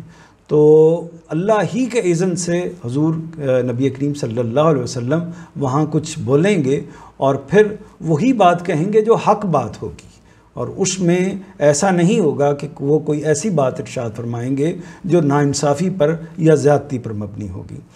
یعنی جو اپنی خیر چاہتا ہے اس کے لیے صحیح راستہ ہے کہ وہ اپنے پروردگار کے پاس ٹھکانہ بنا لے۔ اس سے ایک بات تو یہ نکلتی ہے، یہ 45 نمبر ہے، ٹھکانہ بنانے کے مفہوم کا بیان کیا ہے۔ یہ ایک اہم پیرا ہے، اس کو ہم غور سے ذرا دیکھ لیتے ہیں۔ اس سے ایک بات تو یہ نکلتی ہے کہ اس معاملے میں اللہ اور رسول کی ذمہ داری صرف یہ ہے کہ اس دن سے آگاہ کر دیا جائے، یعنی بتا دیا جائے کہ یہ دن ہو کے رہنا ہے، یہ دن شدنی ہے۔ یہ ذمہ داری نہیں ہے کہ لوگوں کے دلوں میں اس کا خوف بھی اتار دیا جائے، یعنی اس دن کا کیا خوف ہے اس کو اتار دیا جائے، یہ ان کی ذمہ داری نہیں ہے، بتانا ذمہ داری ہے۔ خوف انسان کو خود اپنے احساس سے پیدا کرنا ہوتا ہے۔ دوسری بات یہ نکلی کہ اس دن پناہ صرف اللہ تعالیٰ ہی بنے گا، یعنی پناہ کوئی اور نہیں ہوگا اللہ کے سوا، کسی اور کی پناہ اس دن کسی کو حاصل ہونے والی نہیں ہے۔ دوسری بات یہ بیان ہوئی۔ تیسری بات مولانا اصلاحی کہتے ہیں کہ یہ بیان ہوئی ہے، تیسری بات یہ نکلتی ہے کہ اللہ کو پناہ بنانے کا طریقہ کیا ہے؟ پناہ بنانے کا طریقہ ہے کہ اس دنیا میں اس کی بتائی ہوئی راہ اختیار کی جائے، جس نے یہاں اس کی راہ اختیار نہیں کی وہ آخرت میں اس کی پناہ نہیں حاصل کر سکے گا۔ تو یہ ایک طریقے سے خلاصہ ہو گیا پوری بات کا جو اس میں اس آخری حصے میں بیان کی ہے۔ اب ہم آگے بڑھتے ہیں، ٹائم چونکہ تھوڑا سا محدود ہے تو میرا خیال ہے کہ اس کو مکمل کر کے ہم خلاصے کی طرف جاتے ہیں۔ پہلا سوال یہ ہے کہ آپ ذرا جلدی بتائیے گا تاکہ اس کے بعد ہم خلاصے کی طرف بھی چلے جائیں۔ جس دن سور پھونکا جائے گا تو لوگوں کے ساتھ کیا معاملہ ہوگا؟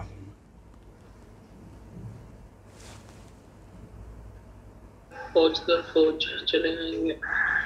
جی میں اب اس طریقہ یہ کرتا ہوں کہ سیدھا آ جاتا ہوں آپ کے اس کے اوپر تاکہ آپ فوکس کر لیں، سوال سنیں اور اس کے بعد جواب پر فوکس کر لیں۔ جس دن سور پھونکا جائے گا تو بالکل ٹھیک جواب دیا، لوگوں کے ساتھ کیا معاملہ ہوگا؟ وہ فوج در فوج چلے آئیں گے۔ دوسرا سوال ہے جس دن سور پھونکا جائے گا تو آسمان اور پہاڑوں کے ساتھ کیا معاملہ ہوگا؟ بتائیے گا۔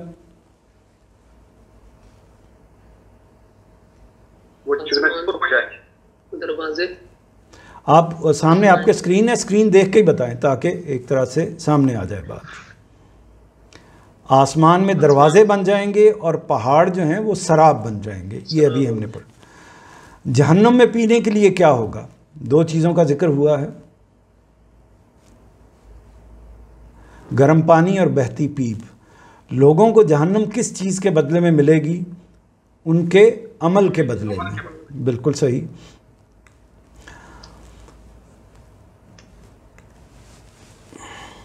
لوگ کون سے دو کام کرتے تھے کہ جن کے نتیجے میں انہیں جہنم ملے گی؟ ایک کام یہ کرتے تھے کہ وہ کسی حساب کی توقع نہ رکھتے تھے. دوسرا، جب حساب کی توقع نہیں ہوگی تو وہ اس کی پرواہ نہیں کرے گے. دوسرا کام یہ کرتے تھے کہ اللہ کی آیتوں کو بے دریغ جھٹلاتے تھے. اگلا سوال یہ ہے کہ اللہ سے ڈرنے والوں کو کون سی 4 چیزیں ملیں گی؟ بولیے گا.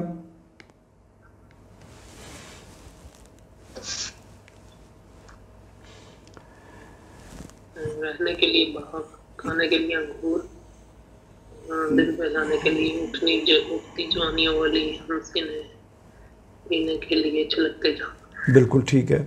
7واں یہ ہے کہ فرشتے اور جبریل اس دن کس طرح کھڑے ہوں گے؟ صف باندھے ہوئے. مشرکین فرشتوں کو کیا سمجھتے تھے؟ مشرکین فرشتوں کو اللہ کی بیٹیاں سمجھتے تھے. جی بالکل ٹھیک کہا. اس دن کون بول سکے گا؟ وہی بول سکے گا جس کو اللہ تعالیٰ اذن دے گا، اجازت دے گا. منکر اس دن کیا کہے گا؟ کیا کہے گا؟ بالکل صحیح، بالکل صحیح. اب آگے اس کے خاتمے کی طرف بڑھتے ہیں. یہ خاتمے کا وہ حصہ ہے جس میں ہم یہ دیکھتے ہیں کہ اس میں ہمارے لیے کیا چیز ہے. تو بہت مختصر طور پر 2-3 منٹ ہیں غالباً، بہت ہی اختصار کے ساتھ میں اسی خلاصے سے جو باتیں ہمارے لیے اخذ ہوتی ہیں ان کو میں بیان کر دیتا ہوں، اور اس پر غور کیجئے تاکہ ہم جب اس کلاس سے یا اس نشست سے اٹھیں تو وہ یہ چیزیں ہمارے ذہن میں پوری طرح ملحوظ رہیں. وہ خلاصہ بھی جو ابھی ہم نے پڑھا ہے اور یہ چیزیں بھی. ایک یہ کہ سور پھونکے جانے کے منظر کو اپنے تصورات کا حصہ بنانا چاہیے. یعنی یہ پہلے بھی میں نے عرض کیا تھا کہ اصل میں جب ہم کسی چیز کو، کسی اچھی بات کو، کسی نعمت کو، یا کسی خوش منظر کو، اچھے منظر کو، اور اسی طرح کسی برے منظر کو ہم اپنی اس کا تصور کا حصہ بناتے ہیں تو ہماری اس کے ساتھ وابستگی، تعلق یا پیدا ہوتا ہے یا بودھ پیدا ہوتا ہے. یعنی مثال کے طور پر ہم کسی خوبصورت جگہ پر جانے کا پلان کر رہے ہیں اور ہم وہاں اس سے پہلے نہیں گئے ہوئے، تو ہم اس کا تصور کریں گے جانے سے پہلے.